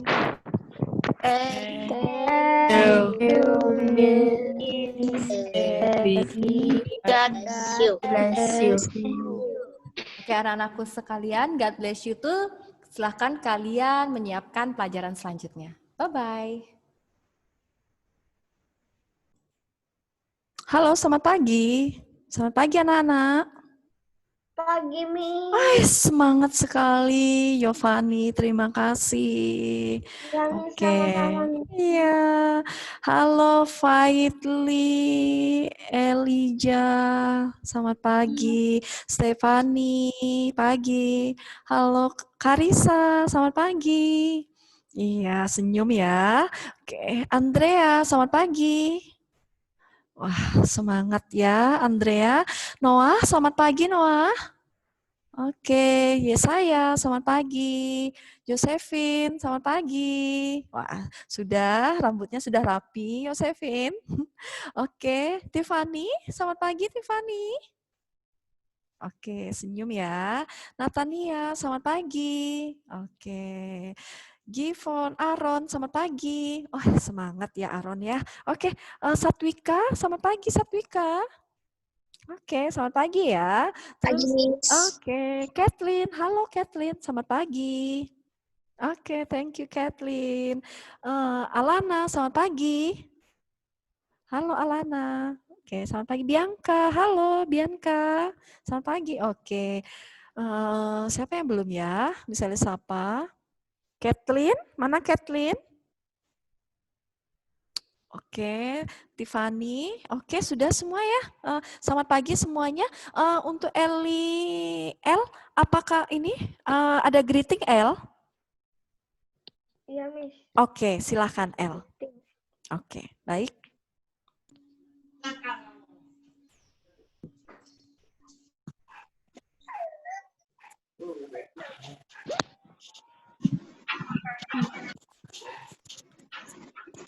Silakan El. Greetings. Good morning, Oke, good morning. Ya, terima kasih ya. Baik, sebelum kita memulai pembelajaran, bisakah bantu Miss Elis, Natania, Angelica? Ya, bisa bantu Miss Elis? Kita doa dulu, ya. Kita doa. Oke, baik. Terima kasih Natania. Teman-teman, mari kita berdoa. Tuhan Yesus, terima kasih Engkau sudah membawakan kami dengan baik, Tuhan. Sebentar lagi kami akan memulai pelajaran IPS, kiranya Engkau memberkati kami supaya kami bisa belajar dengan baik. Terima kasih Tuhan, dalam nama Tuhan Yesus kami bisa berdoa. Haleluya, amin. Amin, terima kasih. Silahkan videonya ditutup dulu. Oke, ya, untuk menghemat, kalian bisa tutup videonya. Oke, terima kasih semuanya ya. Saya ucapkan terima kasih karena kalian gini, Miss Elis ini sudah berusaha kemarin membuat pengumuman sama memberikan tugas ya atau meng-share materi PowerPoint-nya ke TD Smart, tapi misalnya sudah usaha tapi belum bisa. Ya, jadi kalian belum bisa melihat beberapa pengumuman atau materi-materi yang akan misalnya sampaikan ke kalian. Jadi melalui TD Smart harusnya kalian sudah bisa download ya. Tapi kita kemarin kan sudah masuk materi yang pertama itu berkaitan tentang interaksi. Nah, interaksi sudah selesai. Ya, sudah selesai ya interaksi ya. Misalnya sudah selesai, sudah menjelaskan kepada kalian juga tentang interaksi. Nah, Miss Elis, boleh minta tolong untuk kelas 7B, ya 7B ini belum ada yang chat sama Miss Elis ya, jadi minta tolong ketua kelas atau siapa chat sama Miss Elis ya, nanti Miss Elis akan kirimkan materinya dulu, materi PowerPoint yang tentang interaksi ya, interaksi antar ruang ya, Miss Elis mau kirim interaksi antar ruang. Ya, jadi silakan nanti chatting sama Miss Elis ya, Miss Elis minta tolong ketua kelas si L ya, atau siapapun yang ada di 7B boleh chatting sama Miss Elis ya, japri secara Miss Elis, nanti langsung Miss Elis kirimkan materinya. Nah, nanti siapa yang Miss Elis kirimkan itu, jadi minta tolong kalian juga ngirimkan materi tersebut ke kelompok grup kelas kalian ya, minta tolong ya L atau siapapun yang di sini silahkan japri Miss Elis, saya ini Miss, misalnya saya L kelas 7B. Nah, nanti akan Miss Elis kirimkan materi PowerPoint-nya. Nanti L minta tolong share ke teman-teman yang lain ya. Nanti Miss Elis tunggu ya. Terus yang kedua, karena kita kemarin misalnya ada kasih tugas ya, tugasnya itu halaman 9 sampai halaman 11. Kalian kerjakan yang bagian A dan bagian B. Kalian kerjakan dulu di buku LKS kalian, boleh silahkan. Terus kalian kerjakan di buku catatan kalian, silahkan. Kalian mau ketik di Word, pakai Word, silahkan. Mau tulis tangan, silahkan. Ya, yang penting kalian merasa nyaman dan tidak memberatkan kalian harus mengerjakannya di mana. Ya, nah kalau jika sudah selesai nanti akan kita bahas sama-sama minggu depan hari Rabu. Ya, hari Rabu minggu depan kita akan bahas. Nanti akan Miss Elis bahas untuk latihan-latihannya. Nanti kalian kalau semoga sudah bisa dalam minggu ini, semoga sudah bisa untuk TD Smart-nya. Nanti akan Miss Elis kasihkan pengumuman. Kalian mengupload tugas kalian melalui TD Smart dengan akun kalian masing-masing. Jelas ya anak-anak ya? Oke, jelas ya, bisa dimengerti ucapannya Miss Elis ya. Nanti kalian bisa ini PR apa? Oke, PR-nya kalian kerjakan. Ini untuk Yovani. Yovani nanti bisa kerjakan ya. Miss coba ulangi cara pembagiannya dengan angka yang berbeda. Maksudnya, oh ini lain ya, oh sorry, ini matematika ya, maaf, misalnya sini. Oke, terima kasih Yovani ya. Jadi PR-nya kalian kalian hanya mengerjakan tugas aja ya, kerjakan tugas halaman 9 di LKS ya, halaman 9 sampai halaman 11 bagian A dan bagian B saja ya. Langsung tulis jawaban. Kalau mau tulis di kertas, tulis di jawaban aja. Bagian A, 1A, misalnya 2B, 3C, silahkan ya. Langsung jawaban saja. Kalau mau kerjakan di LKS, silahkan juga. Yang penting jelas ya. Nanti saat untuk kalian mengupload ke TD Smart, semuanya kelihatan dan jelas dan Miss Elis bisa koreksi ya. Oke, itu aja. Ada pertanyaan untuk tugasnya? Tidak ada? Nanti kita bahas sama-sama ya.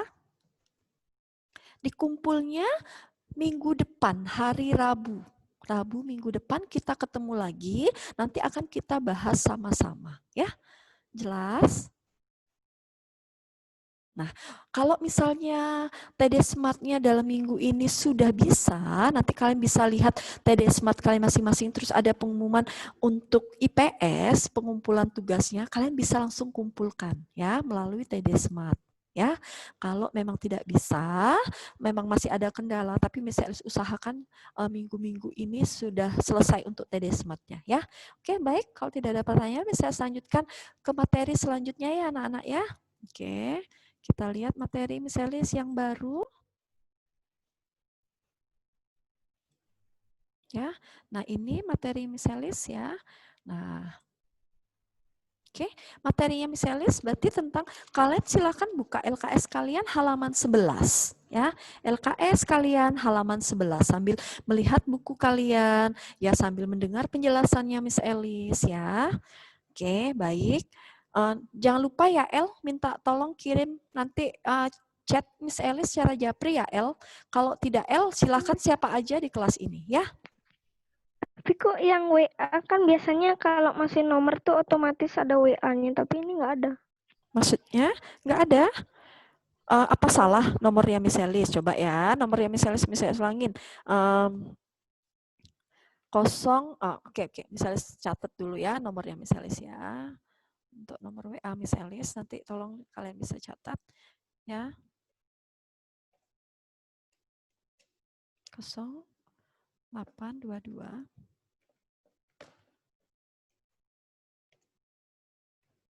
ya, ini nomornya Miss. 0822 3796 3375 ya. Nanti bisa. Ini langsung WA kok nomornya Miss Elis ya. Oke, kalau sekarang karena Miss Elis belajar, ngajar, ada pembelajaran berarti HP-nya Miss Elis hari ini off ya. Selama pembelajaran HP-nya Miss Elis off ya. Setelah selesai pembelajaran maka baru Miss Elis on ya. Nanti akan Miss Elis silakan L atau yang lainnya di kelas 7B, silakan catat nomor Miss Elis, langsung disimpan, langsung kenalkan namanya. Miss saya si L, Miss saya si Natania, kelas 7B, misalnya seperti itu. Langsung misalnya kirimkan materi PowerPoint sebelumnya, biar kalian bisa untuk pembelajaran kalian ya. Jelas ya? Oke, karena TD Smart-nya untuk misalnya ada masalah di akunnya, misalnya ada permasalahan, makanya misalnya biar kirim secepatnya aja melalui WA ya, anak-anak. Oke, baik. Itu aja untuk penjelasannya. Misalnya selanjutkan ke materi ya. Sekarang kalian boleh buka buku LKS kalian halaman 11. Nah, di sini materi kita selanjutnya adalah tentang potensi sumber daya alam dan kemaritiman di Indonesia. Ada 2 materi yang akan kita pelajari untuk subbab materi hari ini, yaitu tentang sumber daya alam dan kemaritiman. Ya, nanti akan dijelaskan satu-satu ya. Oke, yang pertama di sini misalnya saya akan menjelaskan tentang potensi sumber daya alam ya. Potensi sumber daya alam itu berupa potensi hutan. Berarti di Indonesia yang pertama sumber daya alam kita ada pelajari tentang hutan. Ya, kalian ketahui bahwa berdasarkan data Kementerian Lingkungan Hidup dan Kehutanan Republik Indonesia pada tahun 2017, luas hutan Indonesia ada 133.300.543 hektar. Bayangin, luas banget hutan di Indonesia. Itu pada tahun 2017. Kita nggak tahu pada tahun sekarang 2020 ya anak-anak. Karena kalau 2017 segitu hutan kita, apakah akan bertambah atau berkurang Miss Elis hutan ada di Indonesia tahun 2020?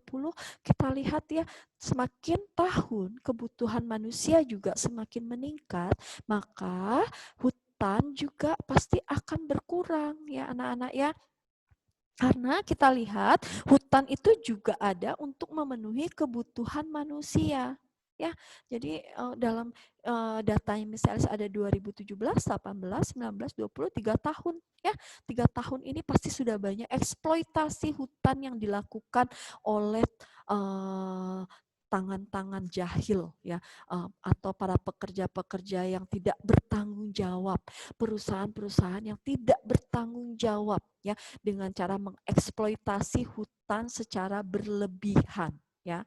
Nah, itu adalah dari para perusahaan atau manusia-manusia yang tidak bertanggung jawab dengan ekosistem atau hutan yang ada di Indonesia ya. Oke, baik ya. Sebelumnya saya selanjutkan di sini kita akan belajar tentang hutan ya. Hutan itu ada 3 yang kita bedakan. Yang pertama hutan produksi, yang kedua hutan konservasi, yang ketiga adalah hutan lindung. Ya, anak-anak ya, ini adalah potensi sumber daya hutan yang akan kita pelajari. Baik, yang pertama akan misalnya jelaskan tentang hutan ya. Nih di sini kalian bisa lihat ya, hutan produksi ya. Di sini banyak banget ada hutan produksi. Itu nanti kita akan belajar tentang hutan produksi tetap itu apa, hutan produksi terbatas itu apa, hutan konservasi itu apa ya. Kalian bisa lihat bagannya ya. Berarti hutan produksi dibedakan menjadi 3, tetap, terbatas, sama konversi ya. Nah, yang kedua, hutan ada hutan konservasi. Ya, hutan konservasi itu ada hutan suaka alam, kawasan suaka alam, sama kawasan pelestarian hutan ya. Untuk suaka alam itu kita akan belajar tentang cagar alam itu apa ya, suaka marga satwa itu apa. Terus kita akan belajar juga kawasan pelestarian hutan itu termasuk apa aja ya. Pelestarian hutan itu termasuk taman nasional itu apa, contoh taman nasional itu seperti apa ya. Taman hutan raya itu apa, contohnya apa, taman wisata alam itu apa, pengertiannya, contohnya juga apa. Nah, itu akan kita pelajari hari ini ya. Karena hari ini banyak banget, jadi kalian juga harus bisa dengar-dengaran yang misalnya jelaskan ya. Nanti kalau materi ini sudah selesai, Miss Alice juga akan kirimkan PowerPoint-nya ya. Terus yang terakhir adalah hutan lindung. Nah, hutan lindung itu apa? Nanti akan Miss Alice jelaskan ya. Ada pertanyaan sampai di sini anak-anak? Tidak ada? Baik, kalau tidak ada tanggapan, berarti kalian sudah jelas ya. Yang pertama Miss Alice akan membahas tentang hutan produksi itu apa, hutan konservasi itu apa, dan hutan lindung itu apa. Nah, yang pertama akan kita bahas adalah hutan produksi. Ya, hutan produksi di sini kalian bisa lihat slide kalian ya di handphone atau di laptop kalian bisa lihat hutan produksi itu adalah kawasan hutan guna produksi hasil hutan untuk memenuhi kebutuhan masyarakat pada umumnya, khususnya untuk pembangunan, untuk industri dan untuk ekspor. Ya, hutan produksi. Jadi memang hutan produksi ini adalah hutan yang memang dikelola oleh suatu badan atau lembaga atau pemerintahan ya. Berarti gunanya adalah untuk memenuhi kebutuhan masyarakat. Ya, gunanya untuk apa? Nah, untuk pembangunan. Jadi hutan-hutan produksi misalnya ditanami pohonnya sudah ada yang besar ya, itu nanti akan ditebang ya, diambil untuk pembangunan, terus untuk industri dan untuk kegiatan ekspor ya yang akan menghasilkan devisa bagi negara. Nah, itu yang disebut dengan hutan produksi. Jelas anak-anak? Oke, baik, jelas ya. Misalnya saya akan jelaskan lagi, hutan produksi ini dibedakan menjadi 3. Apa aja Miss Elis hutan produksi? Ya, kita lihat tadi sudah Miss Elis jelaskan di bagannya ya, sebelumnya di situ ada hutan produksi tetap. Nah, tetap itu seperti apa misalnya? Nah, kalau tetap ya, seperti kalian misalnya selama 1 tahun ini kalian berada di kelas 7B. Berarti tetap akan terus berada di kelas 7B. Nah, sama seperti hutan ya. Hutan produksi tetap itu apa? Nah, hutan produksi tetap adalah hutan yang dapat dieksploitasi. Nah, ini dapat dieksploitasi, berarti dapat dimanfaatkan ya, berarti pemanfaatannya itu dengan sewenang-wenangnya dengan melakukan tebang pilih atau tebang habis. Nah, ini memang sudah ada produksi tetap ya. Jadi pemerintah, suatu badan, lembaga atau perusahaan, mereka membuat namanya hutan produksi tetap. Ya, tadi kan bisa jelaskan bahwa hutan produksi itu untuk memenuhi kebutuhan manusia, maka ada hutan produksi tetap. Jadi ya tetap ini misalnya hutan ini ya misalnya hutan tetapnya ada di kelas 7B. Nah, di sini banyak sekali hutan ya, hutan-hutan pohon-pohon yang memang ditanam atau diproduksi atau dipelihara oleh pemerintah atau lembaga atau suatu perusahaan. Jadi mereka akan dimanfaatkan. Jadi main tebang ya, ada yang besar tebang atau tebang pilih itu pohon yang besar ditebang, mereka berarti tujuannya ya untuk pembangunan, untuk kegiatan ekspor, untuk kegiatan industri ya. Ini tidak salah ya, disebut dengan hutan tetap. Ya, terus atau juga hutan yang memang harus ditebang habis. Nah, itu juga masuk dalam hutan tetap. Tetapi di sini tidak, mereka juga akan mengadakan suatu penanaman ya, namanya reboisasi, berarti menanam hutan secara kembali ya. Nah, itu disebut dengan hutan produksi tetap. Jelas ya anak-anak ya, hutan produksi tetap. Selanjutnya misalnya jelaskan yang kedua, di sini ada hutan yang terbatas. Nah, sesuai dengan namanya hutan produksi tapi terbatas ya. Nah, ini sudah jelas kalau terbatas berarti hutan yang hanya bisa dieksploitasi. Berarti hanya bisa dieksploitasi dengan cara melakukan tebang pilih.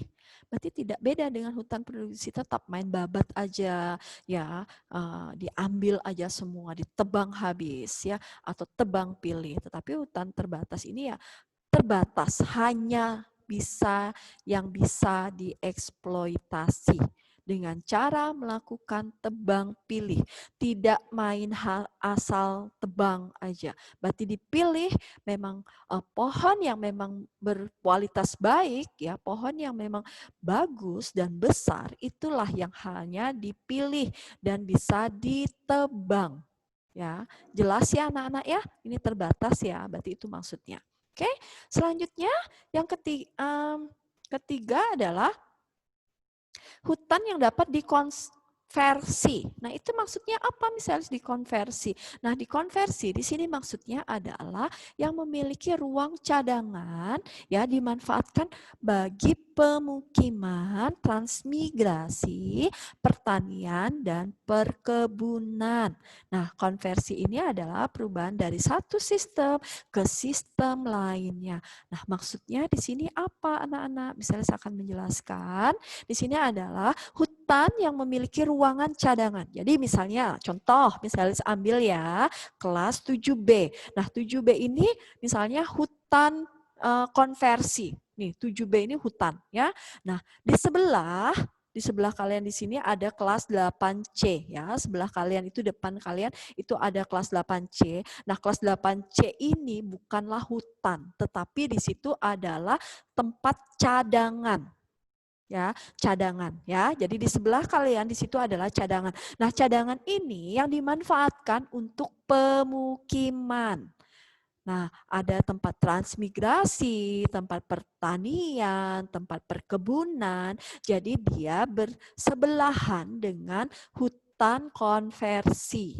Ya, jadi di sebelahnya itu ada lahan cadangan, lahan kosong dijadikan untuk pemukiman penduduk, ya, atau juga tempat transmigrasi. Transmigrasi itu adalah perpindahan penduduk dari desa, perpindahan penduduk dari tempat yang padat ke tempat yang jarang penduduknya. Jadi ada dari suatu daerah, misalnya Bali, misalnya tinggal di Bali, misalnya ikut program transmigrasi, ya, ikut transmigrasi, terus misalnya dipindahkan, terus dibawa ke daerah hutan produksi konversi. Nah, misalnya diletakkan di sebelah, di cadangan tanahnya itu Miss Elis kelola, ya. Miss Elis dapat lahan, Miss Elis kelola sendiri lahannya, ya, untuk sebagai pertanian atau perkebunan. Nah, itu yang disebut dengan hutan produksi yang dapat dikonversi.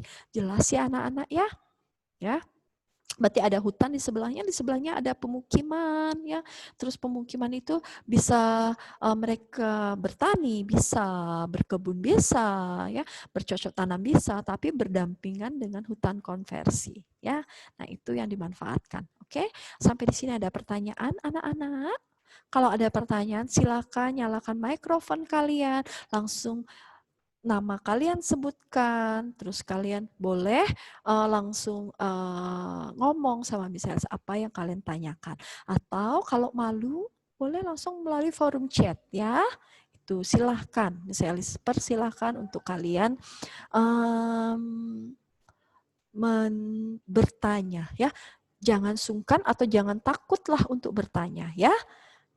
Oke, baik. Kalau tidak ada pertanyaan, saya selanjutkan ya anak-anak ya. Oke, nah ini adalah hutan konversi. Sekarang selanjutnya adalah hutan konservasi.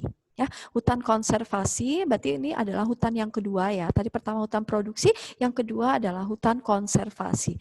Nah, hutan konservasi ini adalah kawasan hutan dengan ciri khas tertentu yang mempunyai fungsi pokok pengawetan keanekaragaman tumbuhan dan satwa serta ekosistemnya. Nah, jadi hutan konservasi ini berarti memang fungsinya itu untuk pengawetan keanekaragaman tumbuh-tumbuhan. Jadi tanaman-tanaman yang langka atau tanaman-tanaman yang sudah mulai punah, maka akan dimasukkan di dalam hutan konservasi ya untuk diawetkan ya sama hewan-hewan ya, hewan-hewan yang mulai punah atau hewan-hewan yang sudah mulai langka ya, dia dimasukkan di dalam hutan konservasi. Nah, itu berarti hewan atau tumbuh-tumbuhan yang ada di hutan konservasi ini tidak boleh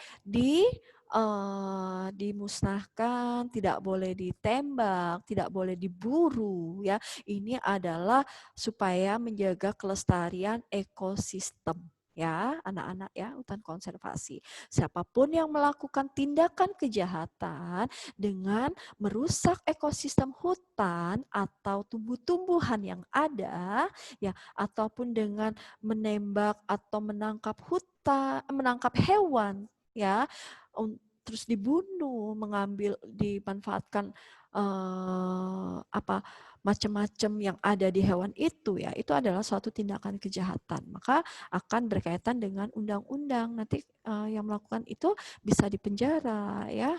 Nah, itu sebagai generasi muda kalian harus mencintai hutan ya, tanaman-tanaman yang ada supaya untuk generasi selanjutnya bisa dinikmati oleh generasi selanjutnya ya. Ada hewan, ada tumbuh-tumbuhan yang tidak punah ya, biar bisa tahu pengetahuan. Nah, itu yang disebut dengan hutan konservasi ya. Nah, saya akan jelaskan lagi, hutan konservasi ini terdiri dari, tadi sudah ada di Bagan ya, terdiri dari kawasan suaka alam. Ya, suaka alam yang pertama ya, suaka alam itu terdiri dari cagar alam dan suaka marga satwa. Nanti akan misalnya jelaskan itu apa. Terus yang kedua, kawasan pelestarian hutan. Pelestarian hutan terdiri dari taman nasional, taman hutan raya, ya, dan taman wisata alam. Sampai di sini ada pertanyaan anak-anak? Ada pertanyaan kah? Jelas ya? Kalau tidak jelas, misalnya ingatkan kembali lagi kepada kalian, kalau misalnya tidak jelas dalam hal menjelaskan, kalian bisa chat sama Miss Elis atau kalian bisa nyalain mikrofon kalian langsung ngomong sama Miss Elis ya. Miss Elis menjelaskannya kurang jelas. Nah, nanti akan Miss Elis bantu lebih pelan lagi ya, lebih terkontrol suaranya Miss Elis mungkin ya. Nah, atau mungkin kecepatan Miss Elis akan mengurangi dan Miss Elis pelan-pelan untuk menjelaskan. Tapi untuk sekarang, misalnya rasa kalian tidak ada pertanyaan, berarti misalnya anggap jelas ya, sama mengerti ya. Oke, baik lanjut, misalnya selanjutkan untuk materi selanjutnya. Ya. Terus ini ada Taman Nasional ya. Taman Nasional itu apa? Kawasan pelestarian alam yang mempunyai ekosistem asli ya, yang dikelola dengan sistem zonasi yang dimanfaatkan untuk tujuan penelitian, pendidikan dan pariwisata. Nah, itu disebut Taman Nasional ya. Nanti akan misalnya kasih contoh-contohnya nanti sesuai gambar. Nah, ini lihat. Ya, lebih menarik kalian bisa mengerti dan memahami ya. Di sini adalah contoh taman nasional ya. Nanti ada Suaka Marga Satwa nanti selanjutnya ya, habis materi ini ya, akan bisa dijelaskan. Nah, ini adalah contoh taman nasional, berarti ini yang terakhir ya, berarti yang terakhir, yang ketiga adalah tadi taman nasional. Taman nasional itu apa? Sudah bisa jelaskan. Nah, ini adalah contohnya. Contohnya salah satu yang ada di Indonesia adalah Taman Nasional Baluran. Ada yang pernah ke Baluran, anak-anak? Taman Nasional Baluran? Ada yang pernah? Di mana itu ya, Miss Elis? Oh, itu ada di Banyuwangi ya. Ada di Banyuwangi, tetangga kita bersebelahan sama Bali ya. Kalian menyeberang ke sana itu sudah termasuk Banyuwangi. Jadi kalian bisa ke sana. Mungkin sudah pandemik ini berakhir ya. Kalian bisa jalan-jalan sama keluarga, pergi ke Taman Nasional Baluran ya. Di sana kalian bisa melihat sesuai pengertiannya tadi ya, Taman Nasional ini. Ya, pengertian dari Taman Nasional itu dimanfaatkan untuk penelitian, pendidikan, sama pariwisata ya, sesuai zonasinya. Jadi misalnya di daerah Banyuwangi, berarti zonasinya di sekitar Banyuwangi ya, berarti untuk dimanfaatkan untuk tujuan penelitian, pendidikan, dan pariwisata. Nah, kalian bisa lihat di sini ada Baluran.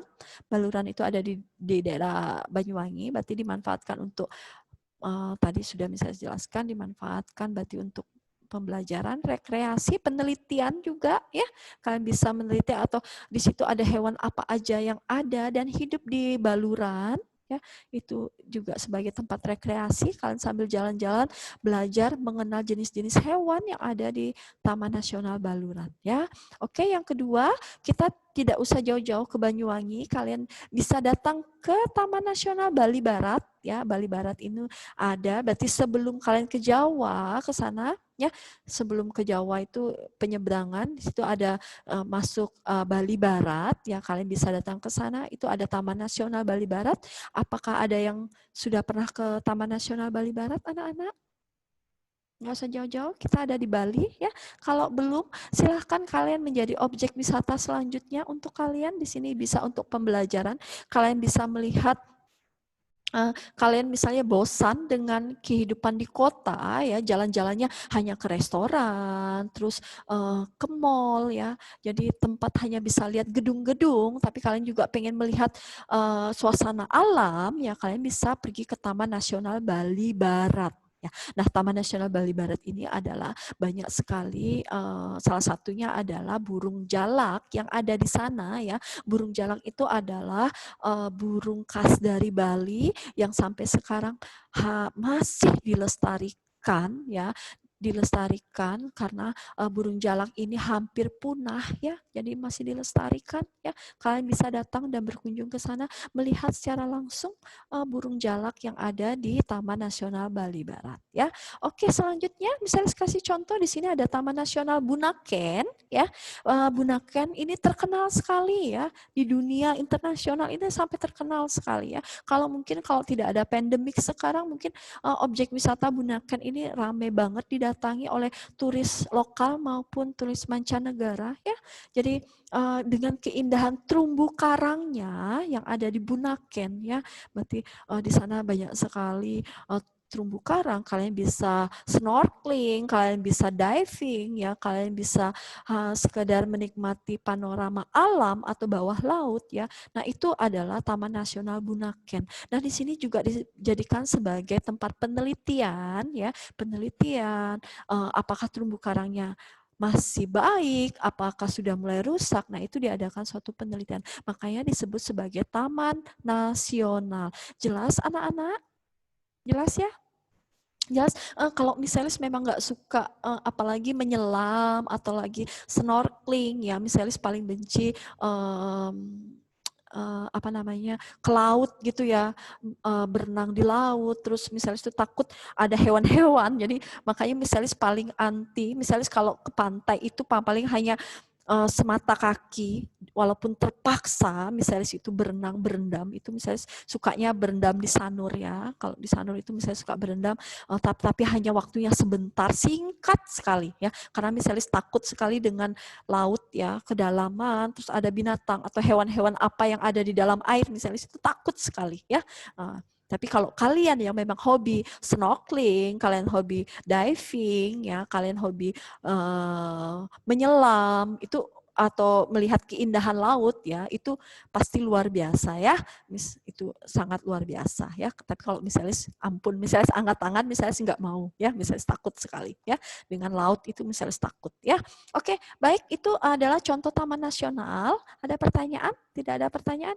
Apakah ada pertanyaan tentang taman nasional? Oke, kalau nggak ada, misalnya selanjutkan tentang Taman Hutan Raya. Ya, Taman Hutan Raya itu apa ya? Misalnya Taman Hutan Raya itu adalah kawasan pelestarian alam, ya, dengan tujuannya adalah untuk koleksi tumbuh-tumbuhan atau satwa, ya.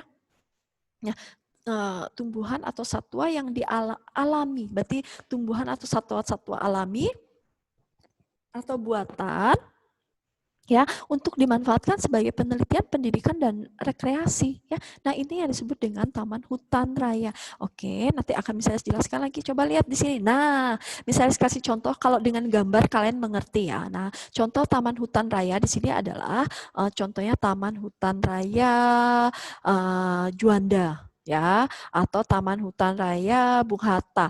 Misalnya Taman Bedugul itu termasuk apa ya, Miss Elis? Ada yang tahu kalau Bedugul itu masuk apa ya? Nah, masuk juga Taman Hutan Raya, ya. Jadi di sana juga sebagai hutan, tapi juga sebagai tempat rekreasi, juga tempat penelitian, ya. Tadi kalian sudah jelas pengertiannya, ya, di sini. Sebagai penelitian, pendidikan, dan rekreasi, ya. Di sana juga kalian bisa lihat di situ ada tempat pembelajaran, misalnya ada tanaman-tanaman, ya, di dalam. Kalian bisa lihat bio apa ya, misalnya lupa. Kalau kalian pernah ke Bedugul itu, kalian masuk di sana, kalian lihat jenis-jenis tanaman, ya. Juga di sana kalian bisa melihat ada, seharusnya ada taman kupu-kupu, ya, tapi ada apa enggak ya di sana, ya, misalnya lupa. Terus kalian juga bisa belajar, ya, banyak sekali. Ada hutan bambu di sana juga ada, ya. Kalian ke Taman Hutan Raya, ya. Ini adalah salah satu contohnya Taman Hutan Raya Bung Hatta sama Taman Hutan Raya Juanda, ya. Baik, ada pertanyaan anak-anak? Jelas? Oke, baik. Kalau jelas bisa selanjutnya, ya. Yang selanjutnya adalah Taman Wisata Alam. Nah, wisata alam ini pelestarian alam, berarti kawasan pelestarian alam. Namanya wisata alam, jadi ya untuk dilestarikan alam, ya, berarti dimanfaatkan untuk pariwisata sama rekreasi, ya. Jadi kalau kalian bosan, misalnya, ya semoga misalnya juga kita sama-sama berdoa semoga pandemik ini cepat berakhir, ya, cepat selesai, ya.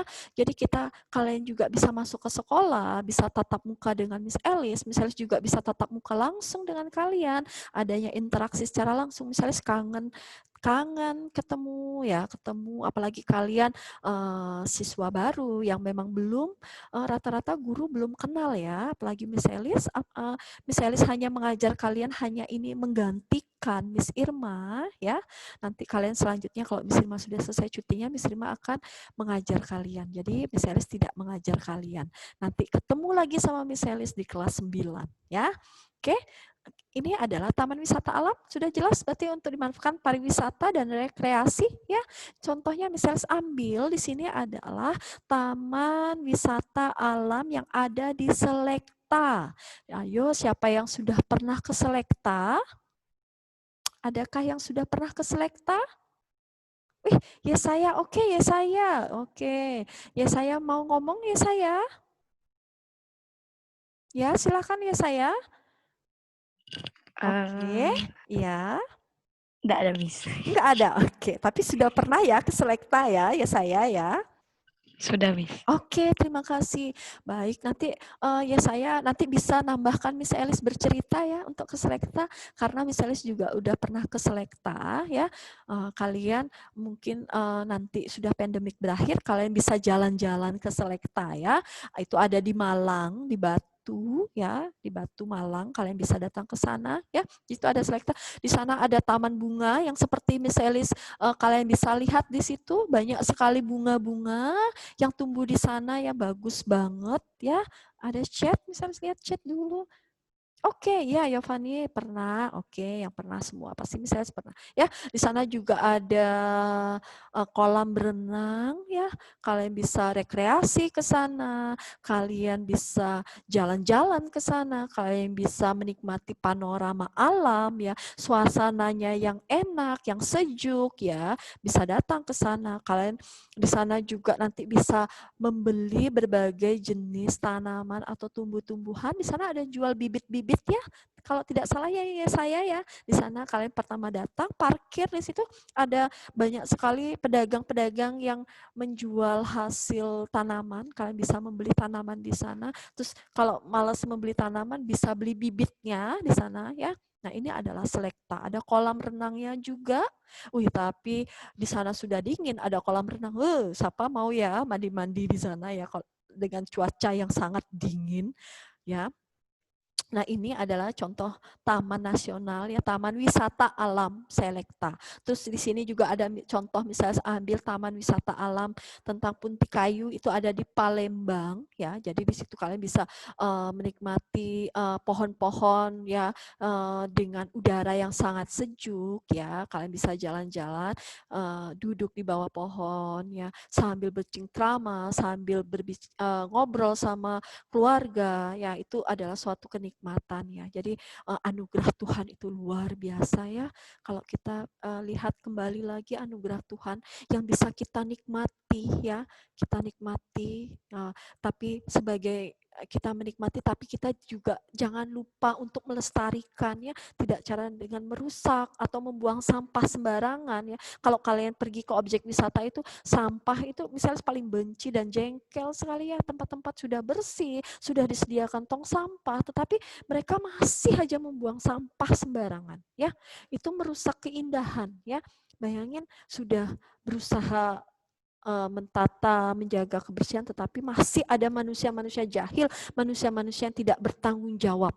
Ya, misalnya saya harapkan kalian juga seperti kalian harus bertanggung jawab ya. Kalian pergi ke tempat wisata, objek-objek tertentu, kalian juga harus ingatlah ya, menjaga kebersihan, tidak membuang sampah pada tempatnya. Ya, itu adalah salah satu cara kita melestarikan alam dengan cara merawatnya, menjaganya ya. Nah, itu pesan Miss Elis ya. Terus yang selanjutnya di sini ada Taman Wisata Gunung Tangkupan Perahu ya. Kalian bisa lihat di Bandung, Jawa Barat. Ya, kalian yang misalnya udah pernah ke Tangkupan Perahu, kalian bisa lihat di sana ya, naik gunung ya, ke gunung aromanya dingin juga ya. Jadi kita bosen dengan lingkungan kota, kita bosen dengan mall, misalnya bosen sekali ya mall itu. Kita datang ke mall, belanja, makan di sana di restoran ya. Tapi sekali-sekali kita juga perlu ke alam ya, menikmati anugerah ciptaan Tuhan yang luar biasa ya. Sorry. Ya, itu adalah contoh taman wisata alam. Sampai di sini ada pertanyaan anak-anak? Ada pertanyaan? Tidak ada? Oke, kalau tidak ada misalnya selanjutkan ya. Untuk selanjutnya, nah di sini ada kawasan suaka alam atau yang biasa disingkat dengan KSA, kawasan suaka alam. Nah, kawasan suaka alam itu apa ya, Miss Elis? Nah, kawasan suaka alam itu memiliki ciri khas tertentu ya, baik darat maupun di perairan. Maaf, saya batuk. Maaf ya, agak gatal suaranya Miss Elis di sini tenggorokannya. Oke, baik, bisa saya lanjutkan. Ya, di sini ada ciri khas tertentu yaitu baik darat maupun di perairan, yaitu ada mempunyai fungsi pokok sebagai kawasan pengawetan keanekaragaman tumbuhan, ya, dan satwa serta ekosistemnya yang juga berfungsi sebagai wilayah sistem penyangga kehidupan. Nah, ini adalah kawasan suaka alam sebagai sistem penyangga penyangga kehidupan ya. Oke. Sebentar, Miss Elis. Ini dulu ya, Miss Elis izin minum dulu ya, sebentar ya. Oke.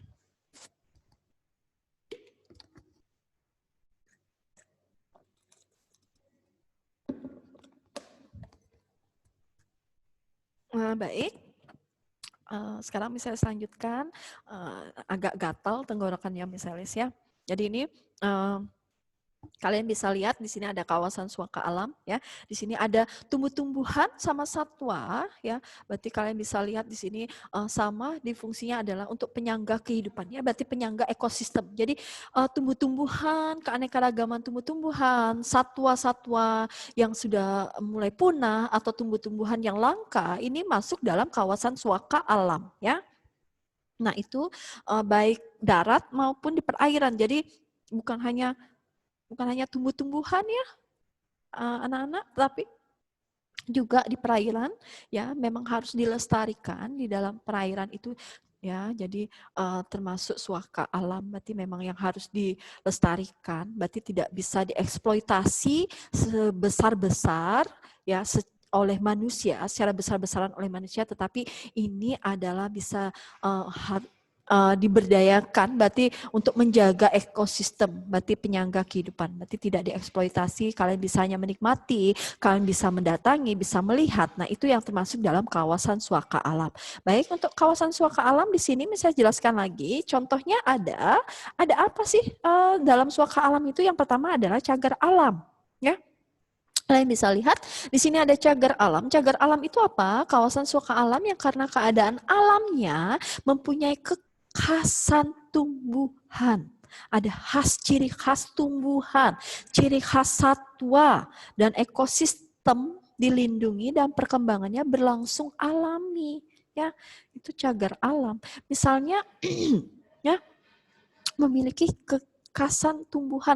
Contohnya ini misalnya sambil ini ada gambar burung ya, tapi lupa misalnya burung apa ya. Ini memang dilestarikan ya di cagar alam. Jadi di sana ekosistem burung-burung ya, hutan itu ya, hutan cagar alam. Di sana banyak sekali datang burung-burung liar, burung-burung yang memang tidak dikandangkan ya. Dia datang secara alami ya ke cagar alam, mereka menikmati di sana, mereka bisa bersandar di bawah pohon, mereka bisa diam di sana ya, terus mereka bisa melakukan terjadinya ekosistem di sana ya. Karena apa? Karena suasananya yang nyaman bagi mereka ya, mereka bisa datang, bisa tinggal. Nah, itu cagar alam ya. Jadi kekhasan tumbuhan juga ada misalnya, atau tumbuh-tumbuhan apa yang ada di cagar alam itu kalian bisa datang lihat cagar alam ya. Contohnya di Bogor ya, di situ ada suatu cagar alam ya, hutannya itu masuk dalam kategori cagar alam. Di situ kalau kalian lihat ada bunga, ini misalnya contoh ya, ada bunga bangkai ya, bahasa Indonesia itu bunga bangkai, tapi istilah kerennya adalah bunga Rafflesia ya, penemunya namanya ya Rafflesia, makanya dinamain bunga Rafflesia. Nah, Rafflesia atau bunga bangkai di Indonesia ini bunga yang sangat langka ya, langka sekali ya. Jadi dia itu tumbuhan yang sangat besar ya, bunganya itu tanaman yang sangat besar yang berapa meter ya. Dia kalau bisa berkembang atau mekar ya, mekar itu besar banget bunganya dan dia mengeluarkan bau bangkai, bukan bau harum tapi bau bangkai ya, bau sekali karena itu memang dikatakan sebagai bunga bangkai. Nah, bunga bangkai ini bunga yang memang sangat langka, bunga yang memang ditunggu-tunggu oleh masyarakat ya. Jadi kalau bunga tumbuh dia mekar itu banyak sekali orang yang ingin melihat bunga tersebut ya, walaupun baunya banget sekali, menyengat sekali kayak bangkai, tetapi banyak sekali antusias dari masyarakat untuk melihat bunga bangkai tersebut yang mekar ya. Jadi itu fenomena yang sangat unik dan sangat langka. Nah, ini masuk dalam suatu cagar alam ya. Sampai di sini ada pertanyaan? Anak-anak, ada pertanyaan tentang cagar alam? Tidak ada. Oke, kalau tidak ada, misalnya selanjutkan kembali ya. Di sini ada Suaka Marga Satwa. Selanjutnya adalah Suaka Marga Satwa. Nah, Suaka Marga Satwa itu apa, Miss Elis? Nah, Suaka Marga Satwa kalian bisa lihat kawasan suaka alam yang mempunyai ciri khas berupa keanekaragaman dan atau keunikan jenis satwa yang untuk kelangsungan hidupnya dapat dilakukan pembinaan terhadap habitatnya. Ya, kalian bisa lihat, misalnya ambil contoh Suaka Marga Satwa itu adalah di Padang Sugihan, Lampung ya, di Sumatera. Nah, itu khusus dia adalah gajah ya, khusus gajah ya.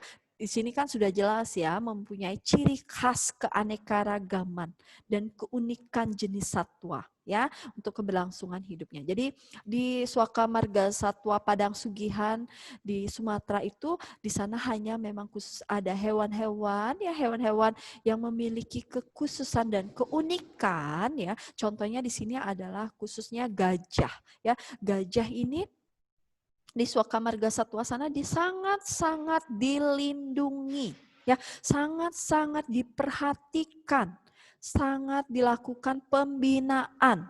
Jadi ada gajah-gajah yang liar, ada gajah-gajah yang memang sudah dilatih ya, di sana dilatih. Jadi memang diperhatikan oleh pemerintah, pencinta alam, terus atau suatu lembaga, suatu organisasi ya, dia atau perusahaan-perusahaan yang memang menjaga ekosistem marga satwa ini supaya tidak punah ya.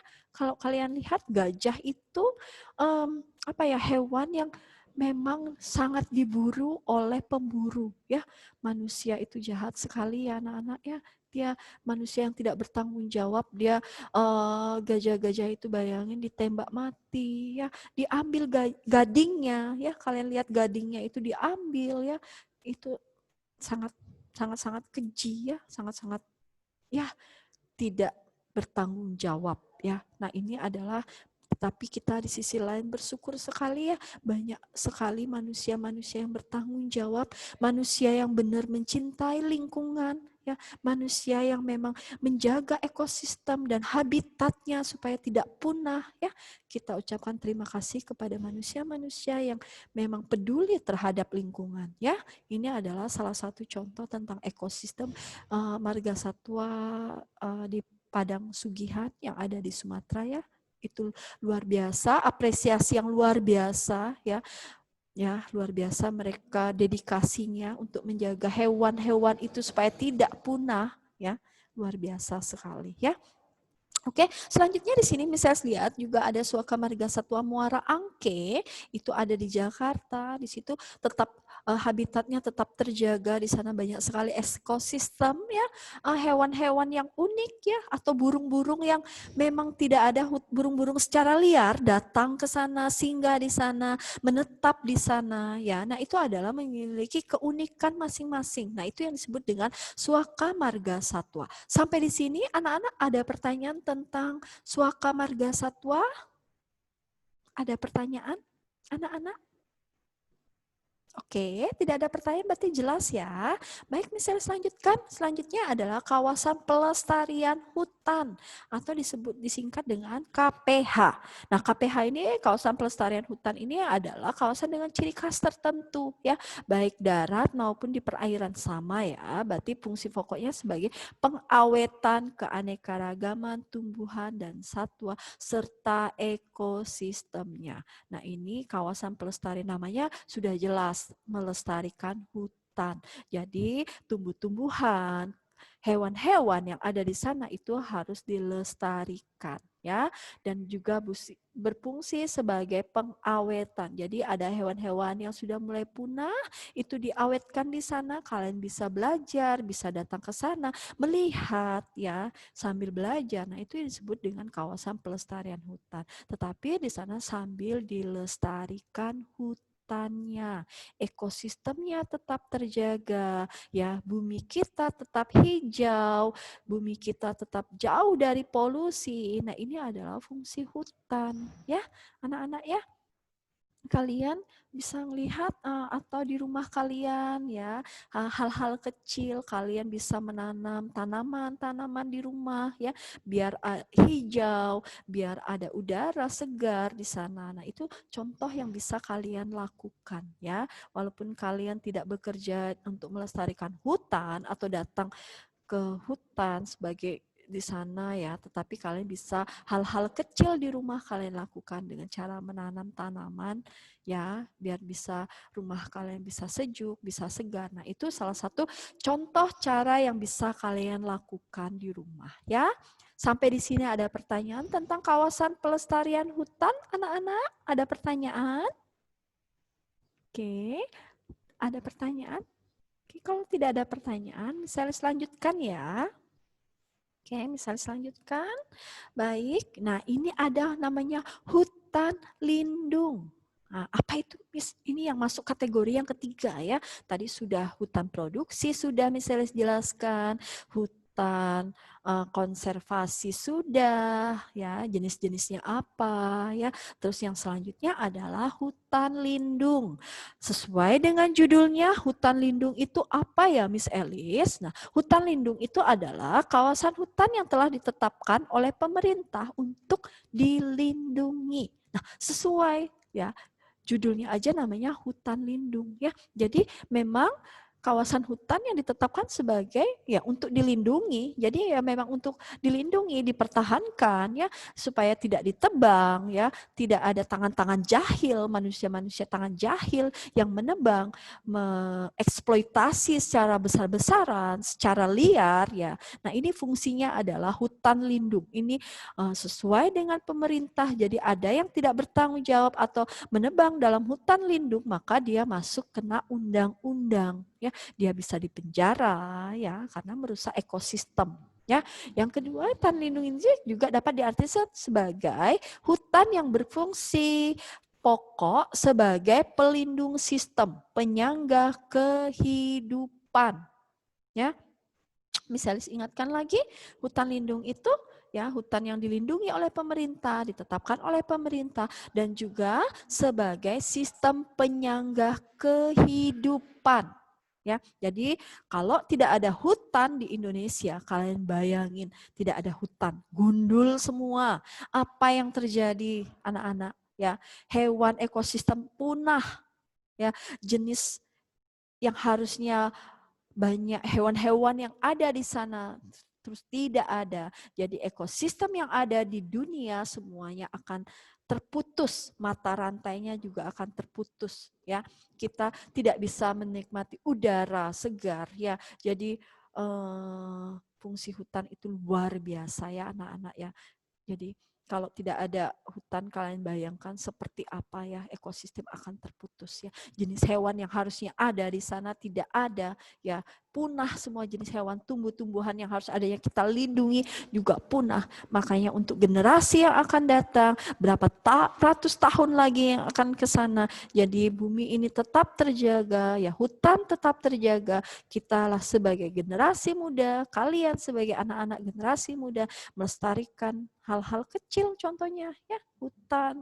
Hal-hal kecil aja ya yang harus kalian lestarikan ya. Tidak buang sampah Pak ya sembarangan, terus tidak merusak tanaman ya. Biasanya kalau kita pergi ke taman misalnya atau ke selekta ya, ada bunga-bunganya tadi di sana, ada tulisan tolong jangan petik aku ya, tolong jangan rusak aku, tolong jangan injak aku. Nah, itu banyak sekali keluar tulisan-tulisan seperti itu. Kenapa?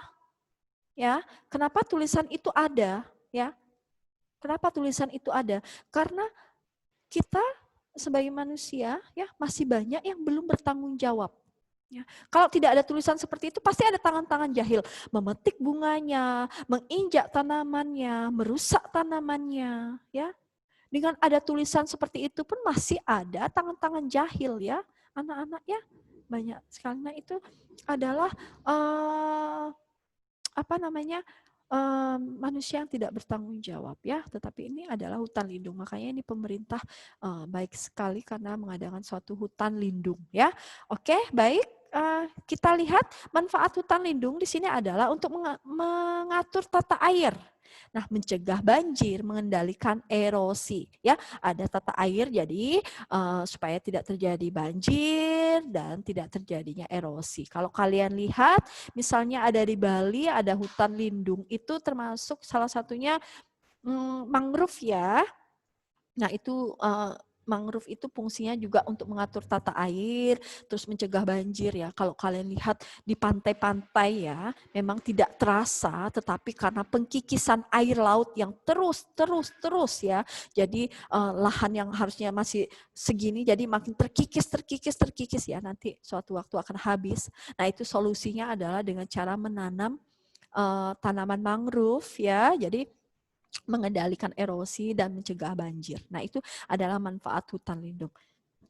Contohnya, hutan lindung di Indonesia itu misalnya saya ambil contoh adalah Sungai Wain di Kalimantan Timur ya. Nah, itu adalah ada sungai jadi dia menanam jenis tanaman mangrove yang sangat banyak ya. Nggak usah jauh kita ke Kalimantan, kalian datang aja di Bali sudah ada juga ya. Hampir sebagian daerah-daerah itu pasti semua memiliki hutan lindung ya. Oke, baik. Sampai di sini ada pertanyaan anak-anak karena waktu kita tinggal kurang lebih 2 menit lagi. Ya, 2 menit lagi karena waktu kita sudah akan habis. Ada pertanyaan kah? Oke, kalau nggak ada pertanyaan, misalnya akhiri ya. Jadi kalau silakan kalau ada pertanyaan. Ini baikkan tentang hutan. Nanti misalnya saya akan jelaskan gini ya anak-anak ya, karena di hutan di buku paket ini sedikit sekali tentang penjelasan tentang hutan, jadi misalnya tambahkan berbagai referensi ya, kalian bisa untuk pengetahuan kalian tentang hutan ya. Nah terus juga nanti kita akan abis ini akan belajar barang tambang ya, nanti abis ini kita akan belajar barang tambang, terus nanti kita habis barang tambang, kita akan masuk kepada potensi kemaritiman. Ya, kemaritiman itu banyak juga materi yang nanti akan bisa saya ajarkan kepada kalian. Ya, ada pertanyaan sampai di sini?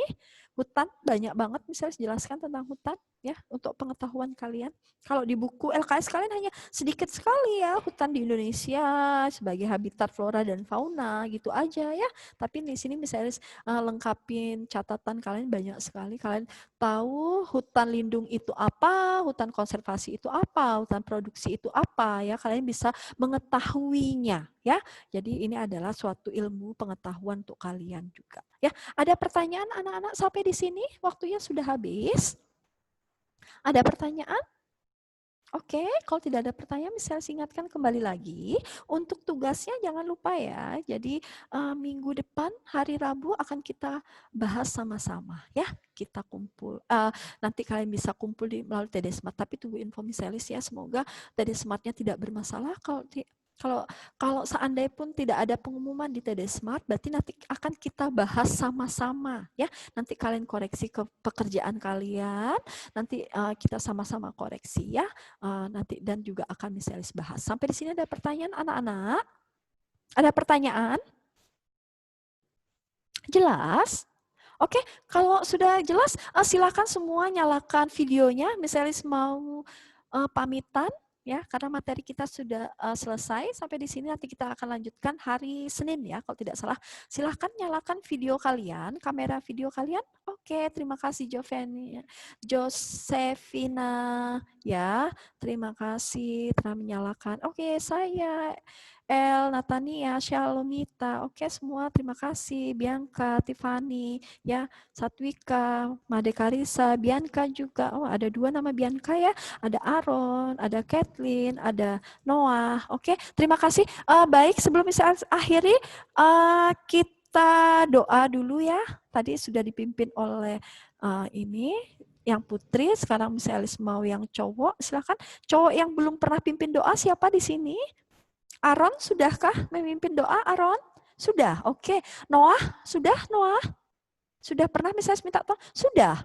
Oke, yang belum siapa ya di sini yang belum? Misalnya cek lagi di sini yang belum, siapa yang cowok yang belum ya? Silakan cowok yang belum. Yesaya? Sudahkah Yesaya? Sudah banyak kali, Miss. Oh, sudah banyak kali. Oke, baik ya saya. Oh, cowoknya enggak ada lagi ini. Bingung misalnya siapa ya? Sudah selesai. Enggak ada lagi cowoknya. Ya, tinggal El ya saya, terus Noah, Aaron. Ya, enggak ada lagi. Cowoknya itu aja ya? Ya udah kalau Mark. Mark mana? Ini ada belum masuk? Ya. Oke, ya udah kalau gitu Aaron silahkan bantu misalnya dalam doa, Aaron. Halo Aaron. Ya, oke, silahkan Aaron. Baik. Nah, kita berdoa. Tuhan Yesus, terima kasih. Sebentar kita mau melanjutkan pelajaran lagi. Terima kasih untuk Miss Elis karena sudah mengajar. Hanya dalam nama Tuhan Yesus kami berdoa mengucap haleluya, amin. Amin. Terima kasih Aaron. Baik, selamat istirahat. Iya, silakan siapa yang mau ngomong? Dulu. Oke, baik El. Lupa misalnya. Oke, silakan El. Oke, baik.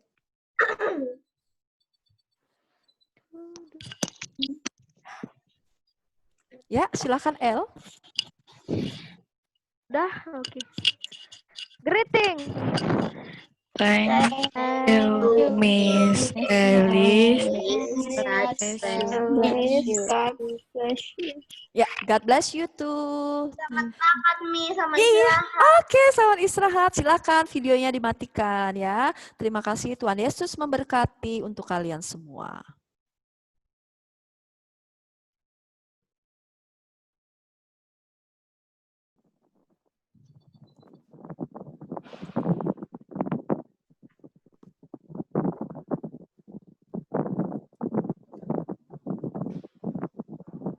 Anak maaf ya.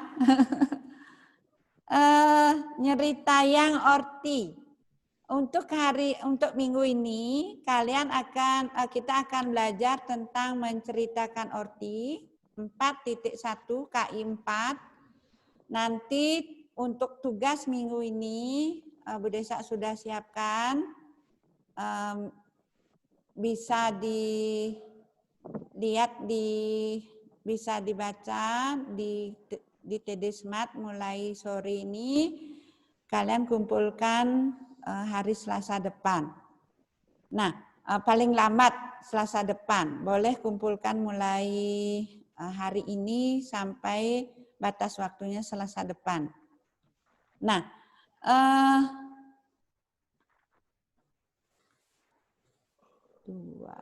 Mister, salah ininya, Mister.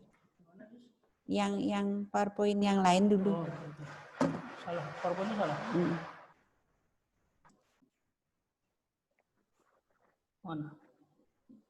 Yang ini dulu karakter ini, ya.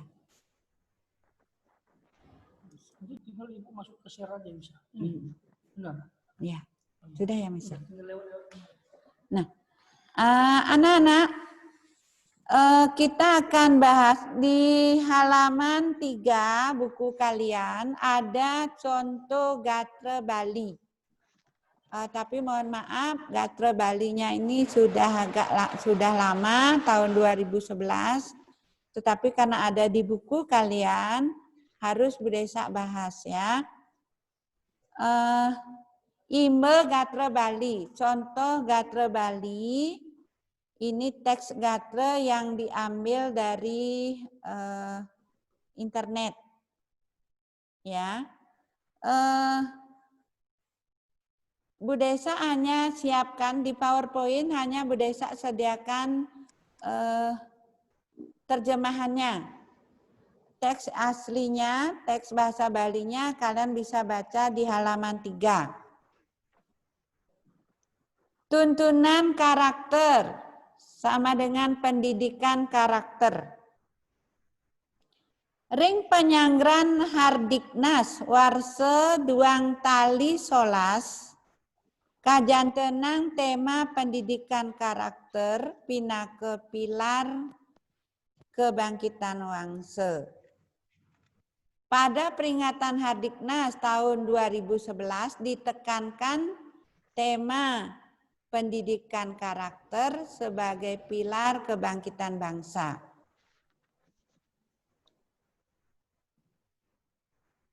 Menurut Bapak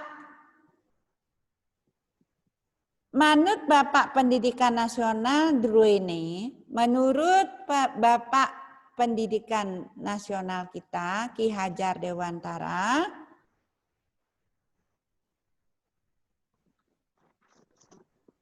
pendidikan mawiguna nincapang budi pekerti, pendidikan berguna untuk meningkatkan budi pekerti utawi karakter, miwah aji kaweruhan intelektual para siswani. Dan meningkatkan intelektual para siswa. Menurut rencana, pendidikan karakter jagi ngeranjing kawidang pendidikan. Menurut rencana, pendidikan karakter akan masuk ke bidang pendidikan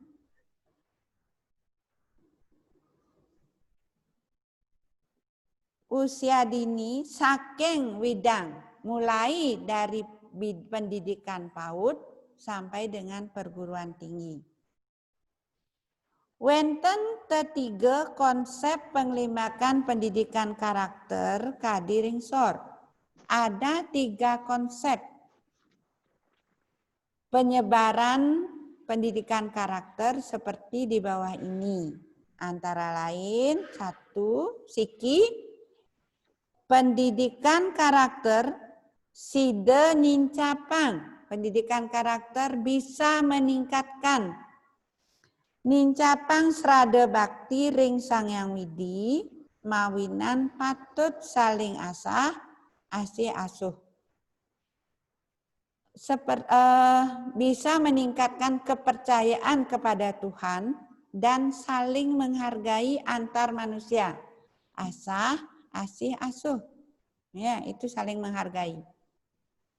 Jadi kita lanjut yang kedua, pendidikan tiang sanes saping kalih, konsep kaping kalih, pendidikan karakter side nincapang rasa sutindih ring wangsa miwah panegara.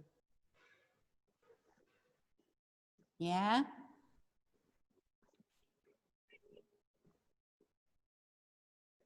Kita lanjut yang nomor 3. Pendidikan karakter bisa meningkatkan kesetiaan terhadap bangsa dan negara. Itu tiang atau konsep yang kedua.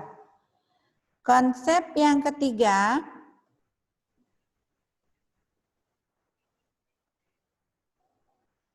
sane kaping 3, pendidikan karakter praside nyuburang rasa nasionalis ring para anggota siswane. Pendidikan karakter bisa meningkatkan rasa nasionalis pada para siswa. Ya. Kita lanjut anak-anak, pertanyaannya. Nah, saurin pitaken ringsor. Sebelum menjawab pertanyaan itu di halaman 3 juga sudah ada wirasan krune. Wirasan krune itu arti kata. Ini wajib kalian pahami ya. Pengilingan sama dengan peringatan, nyantenang sama dengan menetapkan, unteng utawi inti, hakikat, kararemin dibahas, nincapang meningkatkan, panglimakan perkembangan, kaweruhan sama dengan pengetahuan. Nah, kita lanjut saurin pitaken ringsor. Pada pertemuan yang lalu kita sudah belajar 5W1H. Ya, sekarang kita praktekkan anak-anak. Napi. Pertanyaannya ada di halaman 4. Kalian boleh langsung dijawab di buku kalian. Boleh langsung jawaban lengkap anak-anak ya. Nomor 1, nomor siki. Napi tema gatrene bedur. Apa tema berita di atas? Tema sama dengan tema ya. Pasaur. Jawaban yang lengkap. Tema gatrene bedur inggih punika. Bedur sama dengan ring ajeng. Ring ajeng di atas, ring sor di bawah. Ya. Bu Desa pakai bedur karena di sini di buku memang Bu Desa sesuaikan dengan di buku. Napi tema gatrane bedur sama dengan napi tema gatrane ring ajeng. Bedur patah sareng ring ajeng. Apa tema berita di atas? Tema gatrane ring bedur utawi ring ajeng inggih punika pendidikan karakter pinake pilar kewangkitan wangse. Ya. Pendidikan karakter pinake pilar kewangkitan wangse. Anak-anak kalau mau tulis pakai huruf kapital setiap awal kata boleh, itu karakternya silakan K-nya huruf kapital, wangsenya W-nya pakai kapital. Aksara gede, aksara ageng bahasa Balinya. Huruf kapital patah teken aksara ageng, aksara gede. Nomor kalih. Kabaos napi. Jadi masih kata krune pitaken napi. Kabaos napi abjagate mangkin. Disebut apakah perkembangan zaman saat ini? Jadi dikenal dengan istilah apa zaman sekarang? Jawaban panjangnya abjagate makin kabaos era globalisasi. Ya. Abjagate makin kabaos era globalisasi. Kalau kalian mau jawab lengkap berarti A-nya A yang pertama tulis dengan huruf kapital. Gimana? Bisa? Halo, give for siapa Miss? Aaron ya, Mister? Aaron ya? Aaron. Aaron, halo? Bisa menyimak Bu Desa, nak? Bisa. Ya. Coba Aaron bisa baca PowerPoint-nya Bu Desa? Yang mana? Yang nomor 3 sekarang. Bisa, nak? Sapi rasa. Sapi sira. Ulang nak ulang. Sapa sira. Sapa sira Bapak pendidikan duweni. Ya. Sapa sira Bapak pendidikan duweni. Lanjut. Bahasa Indonesianya. Siapakah Bapak pendidikan kita? Iya. Pasaur. Iya, coba jawab yang lengkap, nak. Pasaur Ki Hajar Dewantara. Iya, coba Aaron bisa jawab lengkap, jawab yang panjang.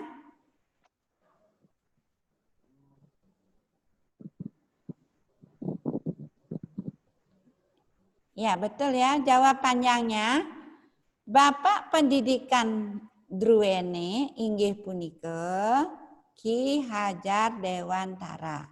Ya, kalau jawab lengkap. Terima kasih Aaron. Kita lanjut ya. Napi tegas neresnain wangse lan negara. Apakah yang dimaksud dengan neresnain? Neresnain itu mencintai, ya. Apakah yang dimaksud dengan mencintai bangsa dan negara? Ini bangsa, wangsa itu sama dengan bangsa. Dan lan itu sama dengan dan.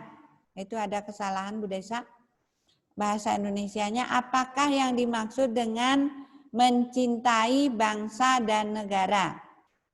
Jawabannya, Pak Saur, tegas nresnain wangse lan negara inggih punika utawi nresnain wangse lan negara mateges sutindih ring wangse lan negara. Ya. Kalian simak, nanti kalau Bu Desa tanyakan lagi dalam ulangan biar bisa ya. Jadi kata kuncinya napi. Napi itu jawabannya adalah itu. Sesuatu. Sesuatu itu istilah. Yening subakti nomor 5. Yening subakti ring ide sang yang widi asih ring anak tiosan punika pilar kaping kuda. Kuda itu keberapa? Kaping kuda keberapa? Pilar keberapa dari 3 pilar yang ada? Pesaur. Subakti ring ide sang yang widi asih ring anak tiosan punika pilar kaping siki. Nggih. Nah, ini pertanyaan-pertanyaannya terkait dengan 5W1H. Kalau nanti dalam ulangan, Bu Desa ada keluarkan tentang 5W1H, istilah asing itu ada hubungannya dengan tate, titi, wangun, orti. Napi, nakenang indik, bidan, nakenan indik dauh, kapan ya? Dauh waktu. Waktu itu bisa hari, bisa jam,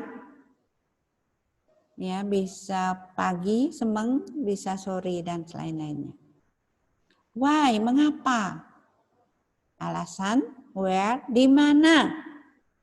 Misalnya Bu Desa bertanya ya, ring dije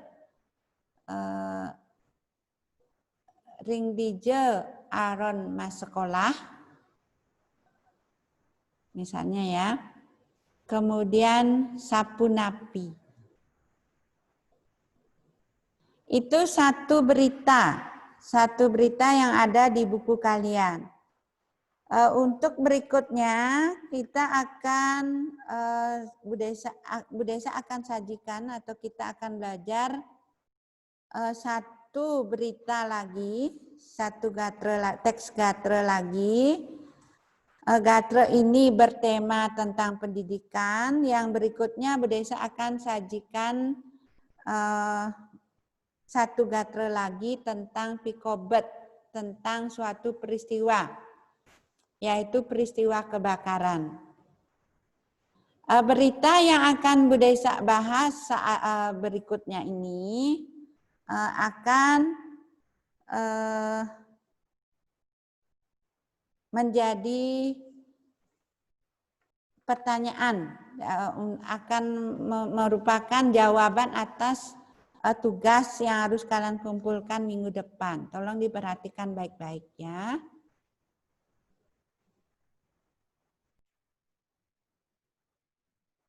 Mister stopnya di mana, Mister? Ada tanda merah di atas. Oh, maaf, jangan. Bu Desa mau ngapain? Sekarang ganti PowerPoint, Mister. Oke. Ingat ini. Share. Mana PowerPoint? Yang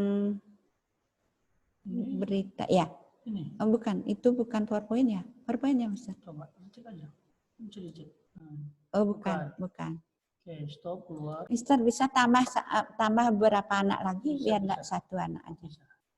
Terus mana? PowerPoint. Tadi udah masuk semua. Ini Mister. Ini? Iya. Yang tadi juga ini? Bukan. Ya. Ini kan? Ini tadi. Oh, ini tadi. Sudah? Oke, tambah satu ini. Ya. Ini. Ya, biar bisa komunikasi dengan yang lain. Begini. Tidak muncul.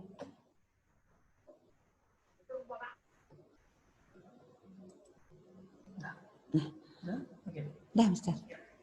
Kalau Ibu pindahin aja bisa. Iya. Anak-anak, kita akan lanjut. Halo, Andrea. Atau Bianca bisa nyimak Bu Desa? Halo? Iya. Ya, kita lanjut ya. Bianca bisa nyimak ya. Kita lanjut orti yang berikutnya. Dengarkan baik-baik. Ini nanti Bu Desa untuk berita ini Bu Desa akan tanyakan pada tugas kalian. Di tugas kalian Bu Desa juga sudah siapkan terjemahannya. Nah, stand pameran di PKB Art Center Puun sama dengan terbakar. Ingat anak-anak kalau membaca teks bahasa Bali, A di akhir suku kata terbuka dibaca E. Stand pameran PKB tongos ngadol baju lukisan kriel muah kantor administrasi Art Center Banyar Kedaton Desa Sumerte. Desa Sumerte Kelot, ya desa dibaca desa. Desa Sumerte Kelot Denpasar Puun. Sukre tanggal siki Juli sawetara jam 3 wita. Stand pameran PKB tempat menjual baju, lukisan dan kerajinan dan kantor administrasi Art Center Banyar Kedaton Desa Sumerte Kelot, Desa Sumerte Selatan, Denpasar terbakar pada hari Jumat tanggal 1 Juli kira-kira jam 3 wita. Akeh mobil pemadam kebakaran kerauhang nanging api ngancan ngedena. Banyak mobil kebakaran didatangkan tetapi api semakin membesar. Katarke kebakaran punike kerana konsleting listrik santukan Uraswati peteng tanggal 13 Juni sawetara jam siangolas wita, listriknya mati. Nah, banyak mobil ketarke kebakaran punika diperkirakan kebakaran itu terjadi karena konsleting listrik. Karena pada Waraspati itu hari Kamis malam tanggal 30 Juni kira-kira pukul 19 wita listriknya padam. Kerugian katarke miliaran rupiah. Kerugian diperkirakan miliaran rupiah. Manut saksi Sutrisno 4 petang dasa 6 daweg punika sawetara jam kalih lintang 50 wita, 50 menit wita, ipun sedang mereresik ring wewidangan art center. Menurut saksi Sutrisno yang berumur 46 tahun, pada waktu itu kira-kira jam 2:50 menit wita, ia sedang membersihkan lingkungan art center. Kalau punika ipun nyingakin andus makudus lan api di jalan stand panganggo.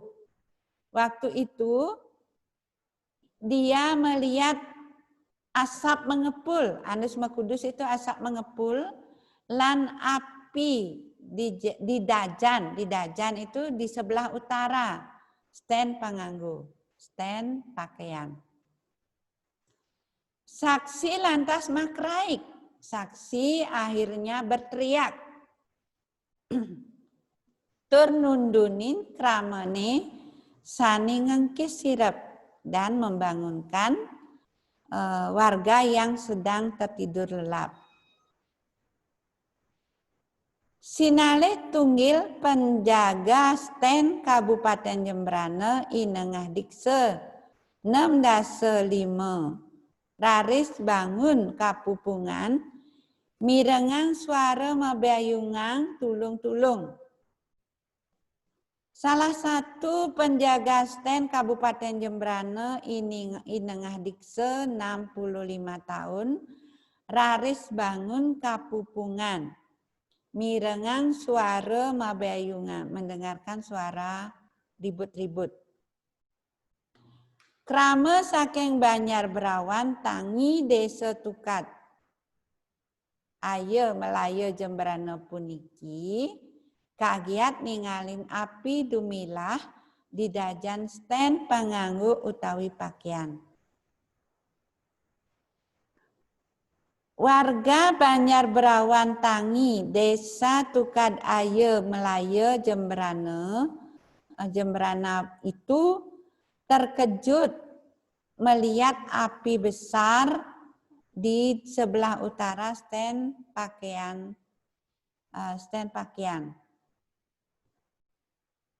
Api dumilah ngeranayang stand panganggo di Banjar Kadaton, stand pameran lukisan dauh art center lan kantor administrasi lantai kalih pun. Api yang besar menyebabkan stand penganggu, stand pakaian di Banjar Kedaton, stand pameran lukisan di sebelah barat art center dan kantor administrasi lantai 2 terbakar. Kerugian durung prasida ketekin. Kerugian secara pasti belum bisa dihitung. Aget semetone tan wenten dados korban. Syukur puji Tuhan tidak ada korban jiwa. Ya. Nah, itu yang bisa Bu Desa sampaikan. Terjemahannya nanti, teksnya dan terjemahannya bisa kalian baca di tugasnya. Ini kosebase, silakan kalian baca, ada di PowerPoint. Nanti Bu Desa akan share setelah Bu Desa mengajar hari ini. kata-kata yang perlu kalian ketahui itu pun tongos, nama-nama hari dan sebagainya, silahkan nanti dibaca. Nah, ya. Jadi ini hanya dibaca, ini tidak usah ini hanya tidak berdasar wajib kan ya. Kalian boleh diisi, belajar mengisi di rumah. Tugas yang wajib nanti Bu Desa kasih tahu tentang 5 pertanyaan dari teks stand pameran di PKB Art Center pun, dan tentang Kronelinge yang ada di buku kalian halaman 4. Oke. Bagaimana Arya bisa nyimak Bu Desa? Halo? Halo Arya? Halo Satwika? Halo? Mister, kok enggak dengar anak-anak ya? Mister, kok enggak nyimak anak-anak ya? Oh, ya ya. Halo Satwika? Halo, Miss. Halo, Satwika bisa menyimak Bu Desa? Oh, bisa. Oh, ya ya. Kita lanjut ya. Jadi tugasnya ada di, nanti Bu Desa share di TD Smart, ada 5 pertanyaan dari stand pameran di PKB Art Center pun, dan Bu Desa ambil dari halaman 4 buku kalian. Untuk selanjutnya Bu Desa akan jelaskan tentang Kronelinge. Ya. Kita lanjut ya. Bagaimana Satwika? Ada masukan? Terlalu cepat Bu Desa? Enggak, Miss. Iya, kita lanjut ya. Iya. Terima kasih. Mister, ini stop ya. Stop share. Terus share lagi ya. Udah selesai. Ngambil lagi, PowerPoint lagi. Ya, lanjut. Ini ya.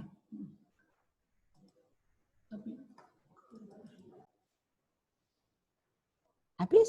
Udah.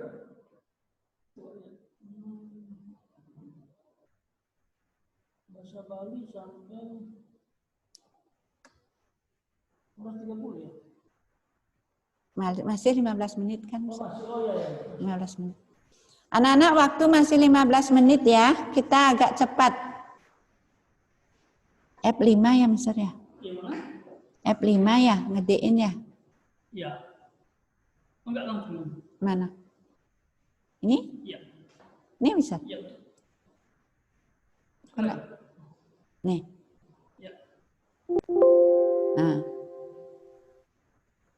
Nah. Anak-anak, Soroh Krune di kelas 7 semester 1 kalian akan belajar tentang Kronelinge, Kronedwilinge, dan Kronesatme. Soroh Krune jenis-jenis kata berdasarkan bentuknya. Ada jenis kata berdasarkan bentuk, ada jenis kata berdasarkan jenisnya. Kata benda, kata kerja, yang itu anak-anak. Jadi untuk hari ini kita fokus pada Kronelinge.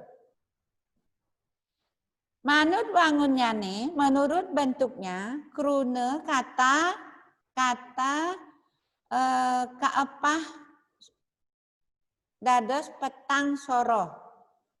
Petang soroh itu 4 jenis, yaitu Kronelinge, Kronetiron, Kronedwilinge, dan Kronesatme. Kita fokus pada Kronelinge.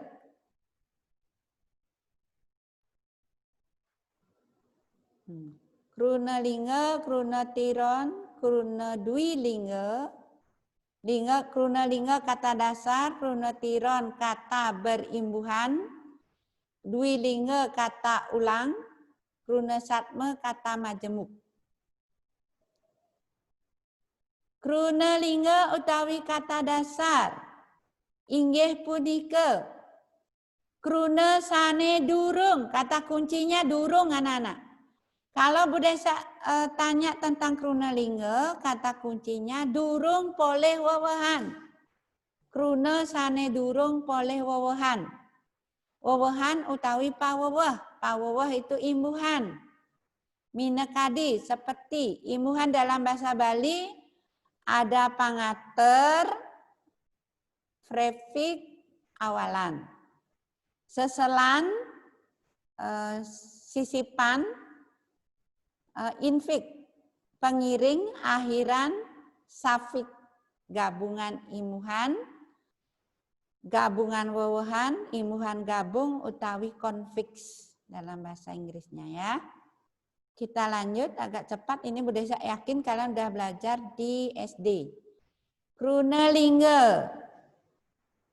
Soroh krunelinga, krunelinga kaapah dados limang soroh. Siki, krunelinga akecap utawi awande. Satu suku kata. Kalih suku kata, dua suku kata, kalih kecap utawi kalih wande. Tigang wande utawi tigang kecap, petang wande utawi petang kecap, limang wande utawi limang kecap. Jadi ada satu suku kata, 2, 3, 4, 5. 5 jenis. Kita lanjut. Krunelinga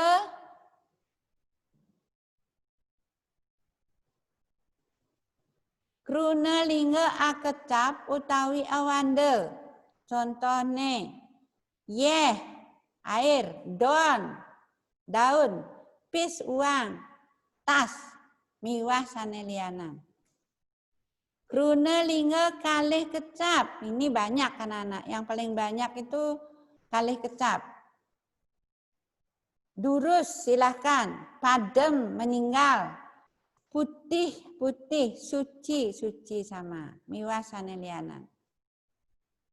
Krunelinga tigang wande. Umpami segara, sagara. Sepatu, padande, sengkala. Miwah sanelianan.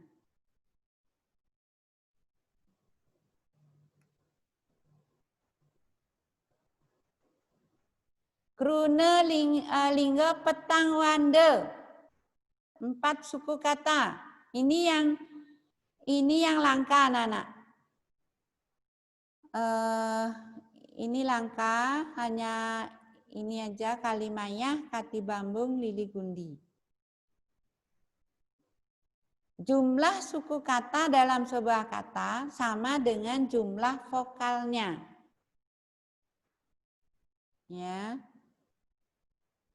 Lanjut. Krunelinga limang wande. Kati wawalan. Tamu lilingan. Kati mumulan. Miwah sanelianan. Nah. Belum ya, belum.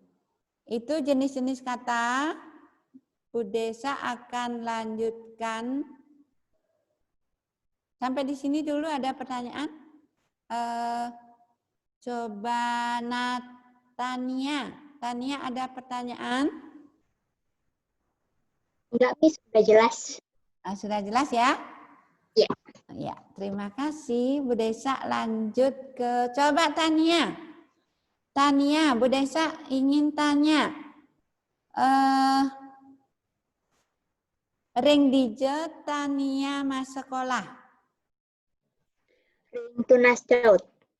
Nih, jadi ring dije itu menanyakan apa? Tempat. Tempat bahasa Balinya napi? Apa sih? Genah ya? Genah, pintar. Krune pitaken ring dije nakenang ini genah. Nggih. Kalau nanti ulangan krune pitaken. Krune pitaken itu kata tanya. Ring dije nakenan ini genah. Coba sekarang Arya. Arya bisa nyimak Bu Desa? Halo, Arya? Arya ada di mana? Halo? Halo, Bianca?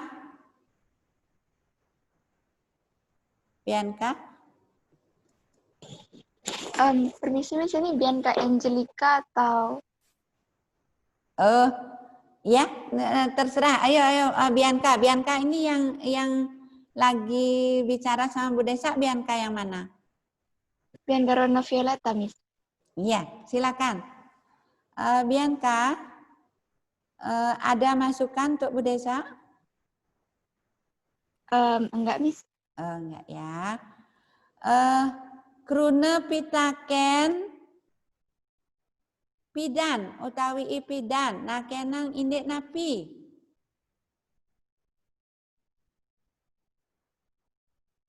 Kata tanya pidan, ipidan menanyakan tentang apa, Bianca?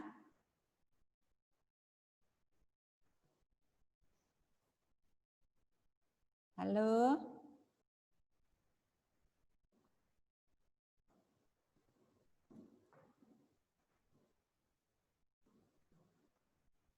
Halo? Made, Krisya, bisa bantu? Waktu bahasa Balinya apa, Nak?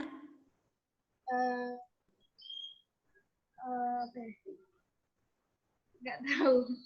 Pidan utawi ipidan nakenan ini galah nggih.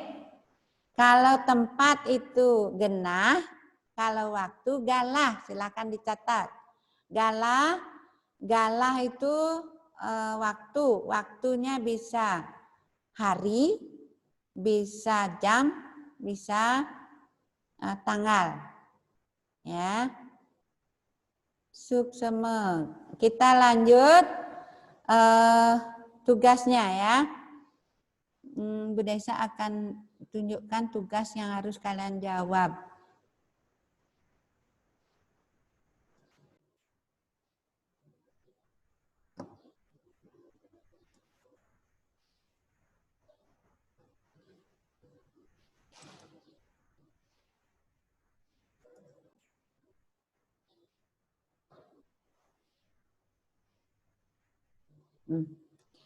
Anak-anak, ini tugasnya Bu Desa akan share setelah Bu Desa selesai mengajar.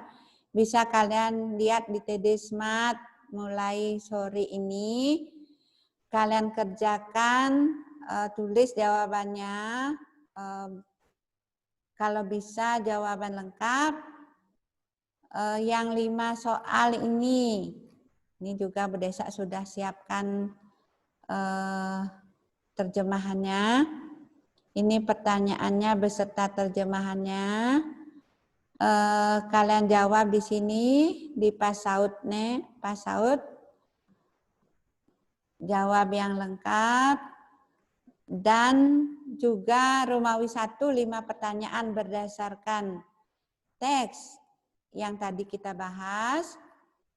5 pertanyaan lagi Bu Desa ambil dari halaman 4 buku kalian. Tulis malih, rerah tertulis malih sanetiosan. Berarti kalian usahakan mencari kata-kata krunetiron, wande,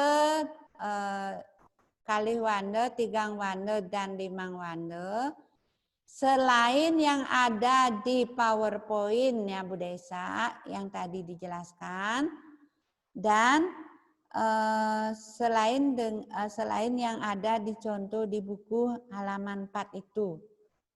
Kalau bisa, kalian cari di teks berita yang kita bahas. Ya. yang bisa untuk yang petang wande utawi riwang wande itu karena memang langka, itu enggak apa-apa. Kalian pakai yang ada di PowerPoint boleh. Ya. Ini misalnya yang kalau dua suku kata gampang anak-anak, banyak ya. Banyak ada yang dua suku kata. Dua suku kata misalnya kalau ngambil di sini yang satu suku kata stand. Boleh ya. Yang dua suku kata tongos. Tongos baju. Kalau ngadol itu krune polah. Jangan. Jadi kalian fokus pada kata krunelingga, kata dasar. Misalnya sukre, boleh. Kalau jam, apakah jam ngeranjing krunelingga? Josephina, jam ngeranjing soroh krunelingga napi? Halo Josephina, Josephine ya? Halo?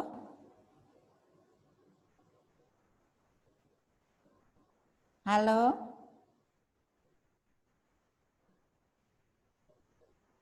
Atau Yovani, Olivia, bisa dengar Bu Desa?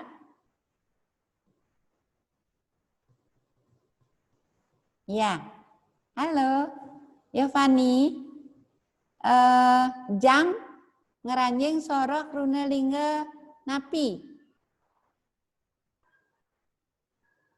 Jam termasuk krunelingga yang mana? Dari 5 jenis krunelingga yang tadi Bu Desa jelaskan.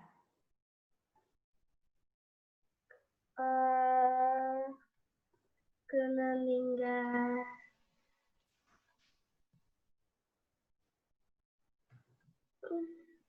wande, kalih wande, tigang wande, petang wande, utawi liwang wande. Yang mana?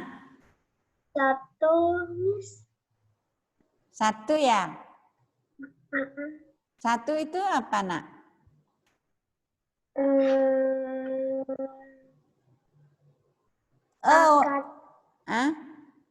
Krunelingga akacap. Kecap. Kecap. Satu ucapan. Kecap utawi awan. Awande. Satu suku kata. Pinter ya. Jam. Stand. Art. Ya. Itu. Kalau api. Kalau api ngeranjing soroh krunelingga napi. Mars. Mars, bisa nyimak Bu Desa? Halo? Mars. Ya, maaf waktunya habis. Silakan kita tutup ya. Mister, kalau mau greeting, Mister. Mister, udah suwet. Mau greeting. Gimana, Mister? Udah. Halo Nak, sampai di sini dulu anak-anak. Bu Desa tunggu tugasnya agar nilai kalian di atas 75. Kita akhiri sampai di sini. Silakan dipimpin salam penutup ya Nak. Semua unmute semua. Iya.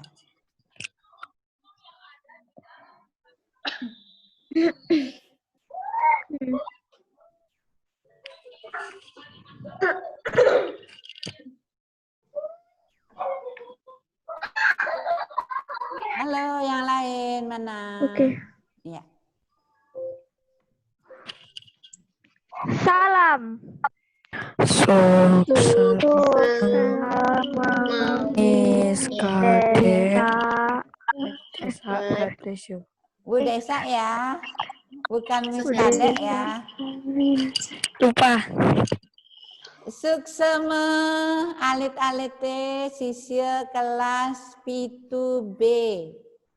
Rahajeng tengai iya, damai selalu. Om Santi Santi Santi Om. Damai selalu. Bye bye. Suksema. Gitu. Sampai ketemu minggu depan. Mister, Bu Desa harus gimana? Oke, yang pertama, Ibu selesaikan rekamannya dulu. Baik, selamat siang anak-anak. Kita akan mulai pembelajaran IPA di siang hari ini. Di sini harap kalian sudah siap. Baik, materi yang akan disampaikan pada hari ini mengenai klasifikasi makhluk hidup. Baik, ada yang tahu apa yang dimaksud dengan klasifikasi?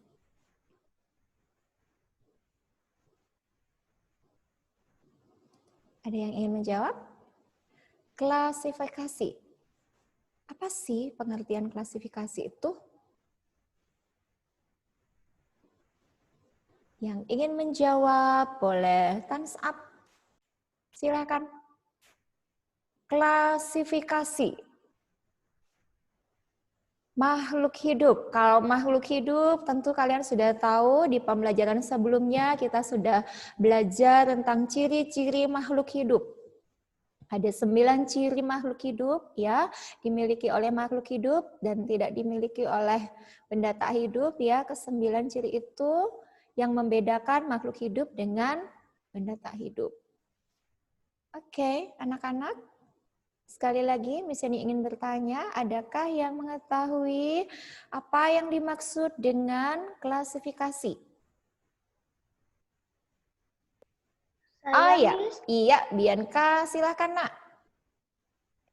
Ini menurut saya, Miss, klasifikasi itu kayak pengelompokan antara makhluk hidup dengan menurut ciri-cirinya antara perbedaannya gitu, Miss. Oke, terima kasih. Jawabannya betul sekali.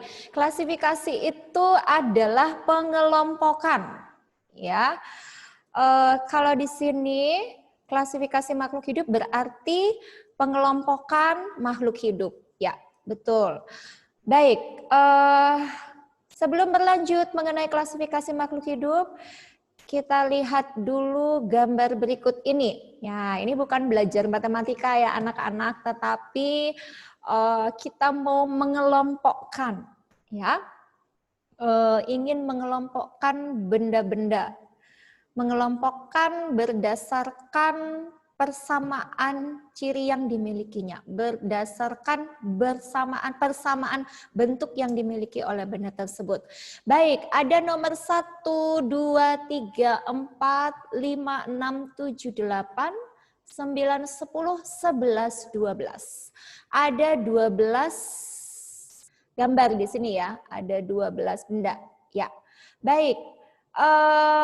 Miss Yani minta untuk mengelompokkan, kalian mengelompokkan benda-benda tersebut berdasarkan persamaan bentuknya. Ya, ada yang ingin mencoba? Kelompokkan benda yang bentuknya sama. Nomor berapa?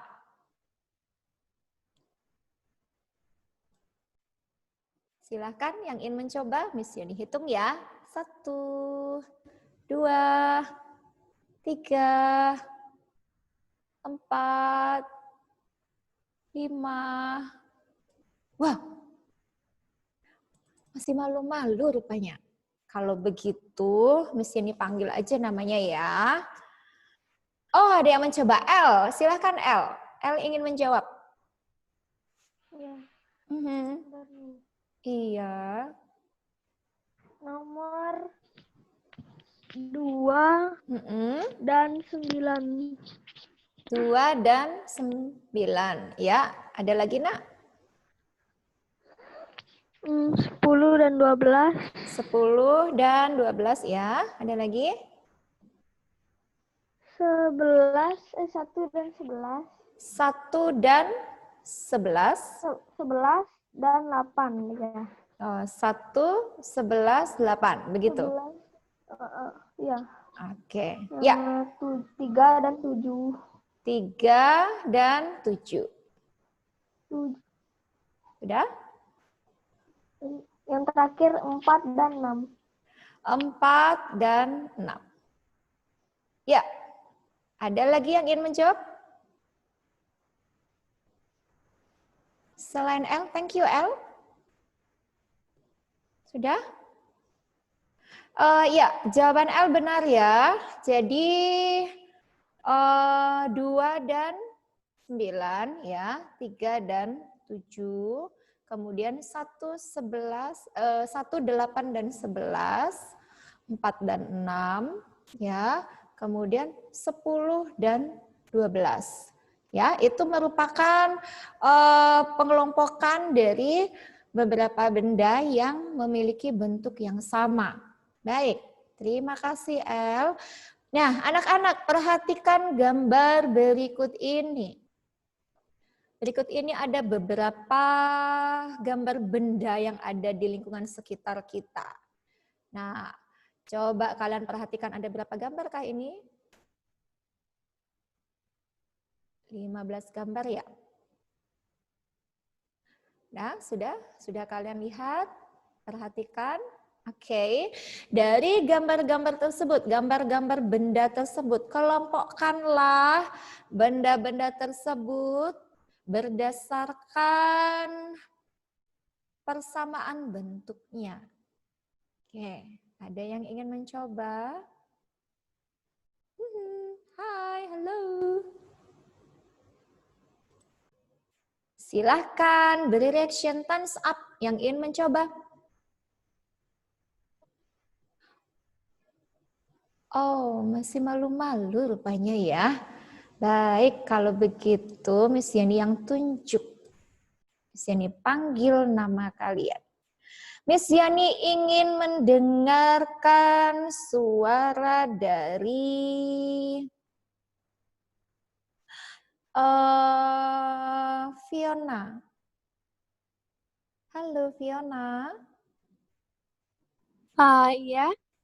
Hai Fiona, bisa bantu Miss untuk menjawab, untuk mengelompokkan benda tersebut berdasarkan persamaan bentuknya? Silakan Nak. Yang bola sama sama yang jeruk. Terus soccer, sepak bola, bola sepak bola. Oke, ya. Silakan. Terus ya. Yang topi. Terus kaleng sama celengan. Ya. Topi dengan yang mana Nak? Dikelompokkan dengan ada 2 topi di sini. Yang topi ulang tahun sama topi apa itu lagi satu? Oh ya, itu. topi untuk petani ya. Oke, terus? Ya. Nama gunung. Ya. Oke, lanjutkan. Sama gunung yang di coklat. Oke, sudah? Sudah? Yeah, I think. Oke, thank you. Baik. Ada beberapa gambar yang sudah disebut, ada yang belum disebutkan. Nah, Miss Yani ingin mendengar suara Noah. Noah, hai Noah, bisa bantu Miss Yani untuk mengelompokkan benda-benda berikut ini berdasarkan persamaan bentuknya? Halo Noah.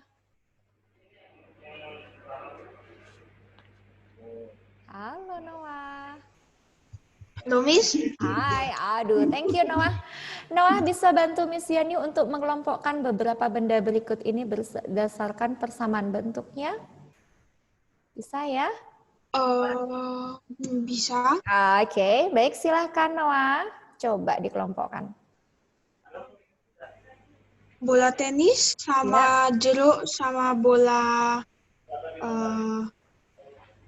apa?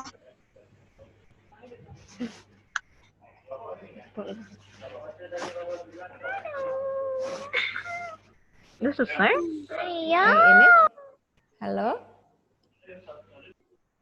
Sudah Noah? Hanya satu saja? Kado sama kado. Sama tempat tisu. Oke, ya. Ada lagi nak? Gunung itu sama coklat. Ada lagi? Gelas, celengan, sama ini, kaleng. Gelas ya, ya. Ada lagi? Tenda sama rumah. Tenda sama rumah, atap rumah. Oke, ada lagi? Sudah? Udah. Udah, thank you Noah. Baik, Miss Yani koreksi ya untuk jawaban temanmu. Tadi ada beberapa yang betul, ada yang masih kurang tepat. Baik, untuk coklat Toblerone, yang sama bentuknya dengan coklat Toblerone adalah tenda dan atap rumah. Ya, untuk gunung yang bentuknya sama dengan gunung adalah topi petani dengan topi ulang tahun. Ya, kalau coklat itu bentuknya prisma, sedangkan untuk yang gunung itu limas. Ya, tolong diperhatikan ya, untuk bagian dasarnya mereka berbeda ya nak ya. Baik, kemudian betul untuk bola tenis ya dikelompokkan dengan buah jeruk dan bola sepak bola. Kemudian untuk gelas bentuknya sama dengan celengan ini ya, dan juga kaleng susu Indomilk. Ini memiliki bentuk yang sama, bentuk tabung. Kemudian dadu yang ini dengan kado dan kotak tisu. Ini memiliki bentuk yang sama ya. Untuk kubus. Baik, terima kasih anak-anak sudah berani untuk menjawab. Selanjutnya, ya, berikut ini gambar pengelompokan benda berdasarkan persamaan bentuk. Kalian perhatikan ya, bentuknya sama ya, segi 4 ya anak ya. Disket, memo, jilbab, cermin, tegel ini bentuknya sama. Jadi bisa dimasukkan ke dalam kelompok yang sama, yaitu persamaan bentuk. Nah, perhatikan gambar berikut. Ini ada bangun ruang. Ya, kita tidak, kembali lagi misalnya ingatkan, kita tidak belajar matematika, tapi kita mau belajar tentang pengelompokan. Ya, baik, coba dikelompokkan bangun ruang berikut ini. Tadi kalian sudah mengelompokkan benda-benda berdasarkan bentuknya. Sekarang perhatikan gambar bangun ruang berikut ini. Coba kalian kelompokkan. Miss Yani ingin mendengar suaranya. Siapa ya? Yesaya. Halo Yesaya. Bisa dengar suara Miss? Hai. Selamat siang. Bisa, Miss. Oke, mantap suaranya saya terdengar dengan jelas. Ya saya, kelompokkanlah benda-benda berikut ini. Coba, bisa tidak benda ini dikelompokkan?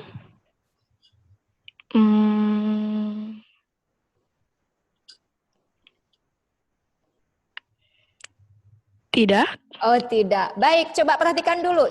Miss Yani masih ingin mendengar suara Yesaya. Coba Yesaya perhatikan dari warna. Jangan lihat bentuknya, tapi warna. Apakah bisa dikelompokkan? Bisa. Baik. Sekarang silahkan kelompokkan bangun ruang berikut berdasarkan persamaan warnanya. 5 segi 4 dengan kubus. Oke. Tabung dengan prisma. Iya. kerucut dengan bola. Baik. Ya, terima kasih ya saya. Ya, Miss. Iya, baik anak-anak, ya saya sudah mengelompokkan bangun ruang berikut ini berdasarkan warna. Jadi kita bisa mengelompokkan benda-benda di sekitar kita berdasarkan bentuk dan berdasarkan warnanya ya.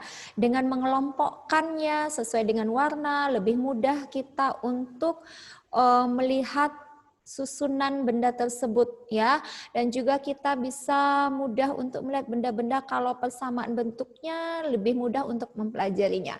Bagaimana dengan makhluk hidup? Ya, tadi kita sudah belajar untuk mengelompokkan beberapa benda sesuai dengan bentuknya dan juga sesuai dengan warnanya. Nah, kita akan mengelompokkan, mengklasifikasikan makhluk hidup. Miss Yani ambil contoh tumbuhan dan juga hewan. Ya, kita lihat dulu tumbuhan berikut ini. Di sini ada 6 contoh tumbuhan, ya, gambar tumbuhan ya anak-anak. Ada 6. Di sini sebutkan dulu ya, yang di atas, gambar yang di atas dari kiri ke kanan. Ini adalah gambar tumbuhan jagung, kemudian tumbuhan padi, kemudian tumbuhan singkong.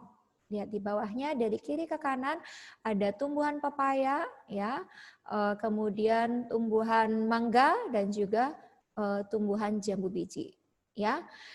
Yang diperlihatkan di sini adalah daunnya karena kita ingin mengelompokkan beberapa tumbuhan berikut ini berdasarkan bentuk tulang daunnya. Baik, ada 3 kelompok bentuk daun ya, bentuk tulang daun. Yang pertama adalah bentuk tulang daun yang menjari. Jadi bentuknya seperti jari-jari tangan yang menjari ya. Kemudian kelompok yang kedua adalah kelompok bentuk tulang daun yang sejajar. Oke. Kemudian kelompok yang ketiga adalah kelompok bentuk tulang daun yang menyirip. Nah, menurut kalian ya, dari beberapa contoh gambar tumbuhan ini ya, cobalah kalian kelompokkan berdasarkan bentuk tulang daunnya. Oke. Ada yang ingin mencoba? Miss Yani panggil aja namanya ya. Baik, Miss Yani ingin mendengarkan suara Yovani. Halo Yovani. Iya, Miss. Hai, wah mantap, semangat nak. Yovani, coba tolong bantu Miss Yani. Kelompokkanlah beberapa tumbuhan ini berdasarkan bentuk tulang daunnya.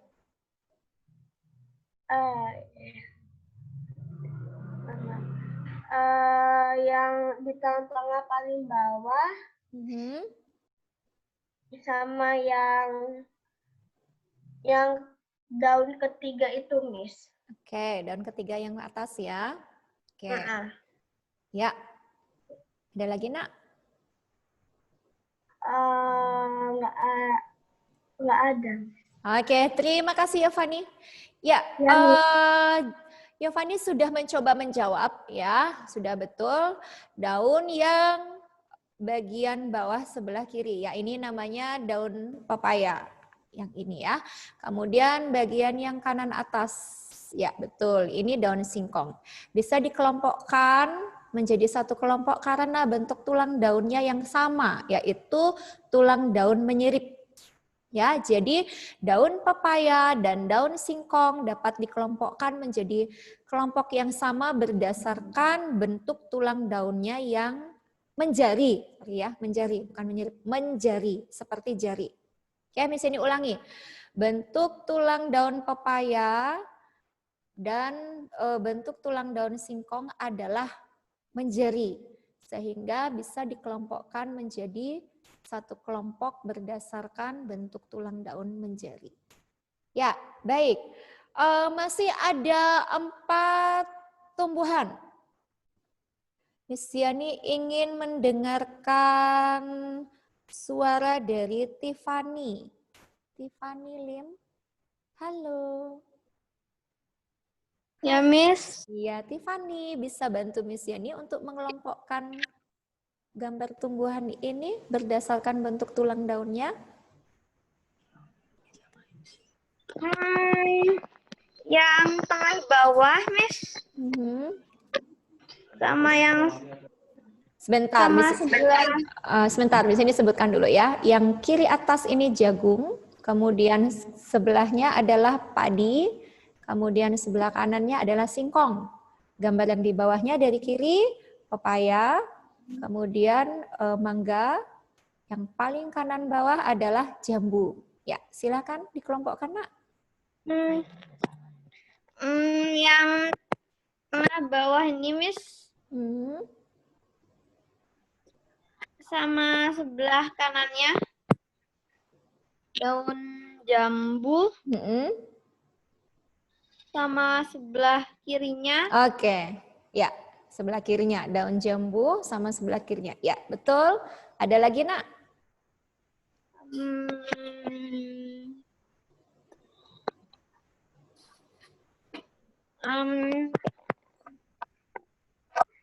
Kayaknya udah saja deh. Oke, terima kasih Tiffany. Baik, betul ya jawaban Tiffany. Daun mangga, ya, bentuk tulang daunnya adalah menyirip. Sama dengan daun jambu, bentuk tulang daunnya menyirip. Sehingga karena persamaan bentuk tulang daunnya, maka daun mangga dan daun jambu bisa dijadikan dalam satu kelompok berdasarkan bentuk tulang daunnya. Nah, karena daun pepaya dan daun singkong sudah masuk dalam kelompok tulang daun mencari, dan daun mangga dan daun jambu termasuk dalam satu kelompok berdasarkan tulang daun yang menyirip, maka sudah pasti dapat dilihat dua tumbuhan ini ya, jagung dan padi. Tulang daun dari tanaman jagung dan tanaman padi merupakan tulang daun yang sejajar. Jadi antara padi dan jagung dapat dikelompokkan menjadi satu kelompok berdasarkan bentuk tulang daunnya yang sejajar. Ya, kalian sudah mencoba untuk mengelompokkan tumbuhan berdasarkan bentuk tulang daunnya. Baik, selanjutnya kita perhatikan gambar berikut ini. Berikut ini ada beberapa gambar, ya, beberapa gambar hewan. Ya, dimulai dari bagian kiri atas ya. Ayam, kalian udah tahu ya. Ayam, kemudian ke kanan ada singa, ada burung, ada ikan. Kemudian yang di bawahnya dari kiri ke kanan, ini ada anjing, kemudian gambar bebek, ular, dan kucing. Baik, kita akan mengelompokkan hewan-hewan berikut ini berdasarkan penutup tubuhnya. Nah, oke, boleh diamati dulu gambarnya. Kelompokkanlah beberapa hewan berikut ini berdasarkan penutup tubuhnya. Ada yang ingin menjawab? Miss Tiani masih menunggu. Masih malu-malu, jadi harus ditunjuk ya. Baik, Miss Tiani ingin mendengar suaranya Andrea. Halo Andrea. Ya, Miss. Hai. Andrea, bisa kelompokkan beberapa hewan berikut berdasarkan penutup tubuhnya?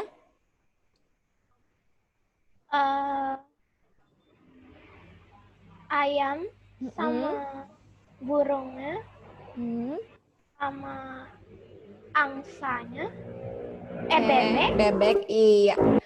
Bisa beritahu Miss Yani penutup tubuhnya berupa apa? Bulu. Oke, ya. Ada lagi yang ingin dikelompokkan? Singa, anjingnya sama kucing. Oke. Penutup tubuhnya berupa apa, Nak? Rambut, kulit. Oke, iya, bagus sekali. Ada lagi? Ular sama ikannya. Iya, apa penutup tubuhnya, Nak? Nggak tahu. Oke, Andrea, terima kasih sudah berani menjawab dan jawabannya benar ya. Baik, untuk Miss ini koreksi sedikit karena tadi ada menjawab tidak tahu. Untuk ular dan ikan, jadi kelompok yang sama berdasarkan penutup tubuhnya, betul sekali. Penutup tubuhnya adalah sisik. Ya nak ya, oke. Tadi jawabannya sudah benar, ayam dikelompokkan dengan bebek dan burung berdasarkan penutup tubuhnya. Penutup tubuhnya adalah bulu, betul sekali. Kemudian anjing dikelompokkan dengan singa dan kucing. Penutup tubuhnya sama, yaitu rambut. Ya, jadi mamalia, penutup tubuh dari mamalia adalah rambut. Terima kasih anak-anakku. Nah, berikutnya perhatikanlah gambar berikut ini. Ada 4 jenis hewan di gambar ini ya. Baiklah, kelompokkanlah beberapa hewan berikut ini berdasarkan jenis makanannya. Nah, tadi kalian sudah mengelompokkan berdasarkan penutup tubuhnya. Dan sekarang kelompokkanlah beberapa hewan ini berdasarkan jenis makanannya. Ada yang ingin mencoba? Boleh beri reaction thumbs up yang ingin mencoba. Atau kalian langsung aktifkan mikrofonnya. Di unmute. Masih malu-malu ya. Berarti Miss ini harus tunjuk Ayo, lagi. Miss. Oh ya, silahkan Nak. Tiffany. Harimaunya sama elang. Jenis makanannya apa Nak? Daging. Oke, ya. Kuda sama rusa. Oke, jenis makanannya? Rumputan. Oke, terima kasih. Pinter ya. Nah, sudah terjawab anak-anakku. Jadi, beberapa hewan ini bisa dikelompokkan berdasarkan jenis makanannya. Sudah disebutkan tadi harimau dan elang jenis makanannya adalah hewan lain, yaitu daging ya. Jadi bisa dimasukkan ke dalam satu kelompok. Kemudian untuk kuda dan rusa merupakan pemakan tumbuhan. Ya, jadi bisa dikelompokkan di dalam satu kelompok berdasarkan jenis makanannya, yaitu termasuk kelompok hewan herbivora. Kalau harimau dan elang termasuk hewan karnivora. Ya, bagus sekali jawabannya. Terima kasih. Baik, nah berikut ini adalah kelompok hewan herbivora. Jadi sudah dijadikan dalam satu kelompok berdasarkan jenis makanannya.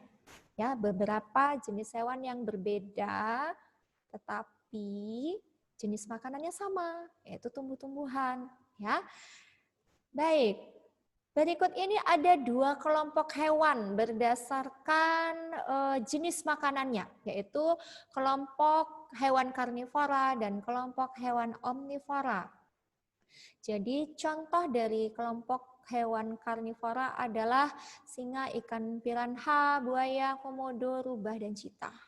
Kemudian kelompok hewan omnivora, pemakan daging dan juga pemakan tumbuhan, yaitu babi, burung gagak, gorila, orangutan, kera, dan angsa. Nah, demikian anak-anak, kalian sudah belajar mengelompokkan makhluk hidup berdasarkan penutup tubuh, berdasarkan jenis makanannya. Kemudian kalau tumbuhan tadi sudah kalian kelompokkan berdasarkan bentuk tulang daunnya, ya. Ada tulang daun menyirip, ada tulang daun menjari, ada tulang daun sejajar. Nah, karena kita sudah mengelompokkan dan mengklasifikasikan makhluk hidup tersebut, kita juga perlu tahu tujuan pengelompokan makhluk hidup itu sebetulnya untuk apa. Kenapa sih kita harus mengklasifikasikan makhluk hidup? Apa tujuannya? Ya, kalau kita perhatikan di dunia ini sangat beraneka ragam jenis makhluk hidup ya, sangat banyak jenisnya. Dari kelompok hewan, dari kelompok manusia, dari kelompok tumbuhan, dari kelompok jamur, dari kelompok protista, kelompok monera, ya. Bakteri, virus itu anak-anak yang mikroorganisme sangat banyak dan kompleks. Karena itu perlu dilakukan pengelompokan makhluk hidup. Perlu dilakukan klasifikasi makhluk hidup. Ada 4 tujuannya. Yang pertama, mendeskripsikan makhluk hidup untuk membedakan tiap-tiap jenis agar mudah dikenali. Jadi dengan mengelompokkan makhluk hidup itu, kita bisa lebih mudah mengenalinya. Ya, jadi dengan melihat ciri-cirinya, membedakan tiap jenis. Oh, manusia ternyata berbeda dengan hewan. Hewan ternyata berbeda dengan tumbuhan. Ya, tiap-tiap jenis itu kita deskripsikan supaya lebih mudah untuk mengenalinya. Contohnya saja, oh tumbuhan ada klorofilnya. Ya, jadi tumbuhan bisa membuat makanan sendiri. Jadi lebih mudah dikenali. Kalau tumbuhan, dia ciri khasnya bisa membuat makanan sendiri karena memiliki klorofil. Ya, dengan mendeskripsikan makhluk hidup tersebut, maka kita akan lebih mudah mengenalinya dan lebih mudah untuk mempelajarinya. Baik, untuk tujuan klasifikasi makhluk hidup yang kedua adalah mengelompokkan makhluk hidup itu berdasarkan ciri-cirinya. Nah, kembali lagi setelah mendeskripsikan ya untuk bagian makhluk hidup tersebut, contohnya seperti yang tadi saya sampaikan ya.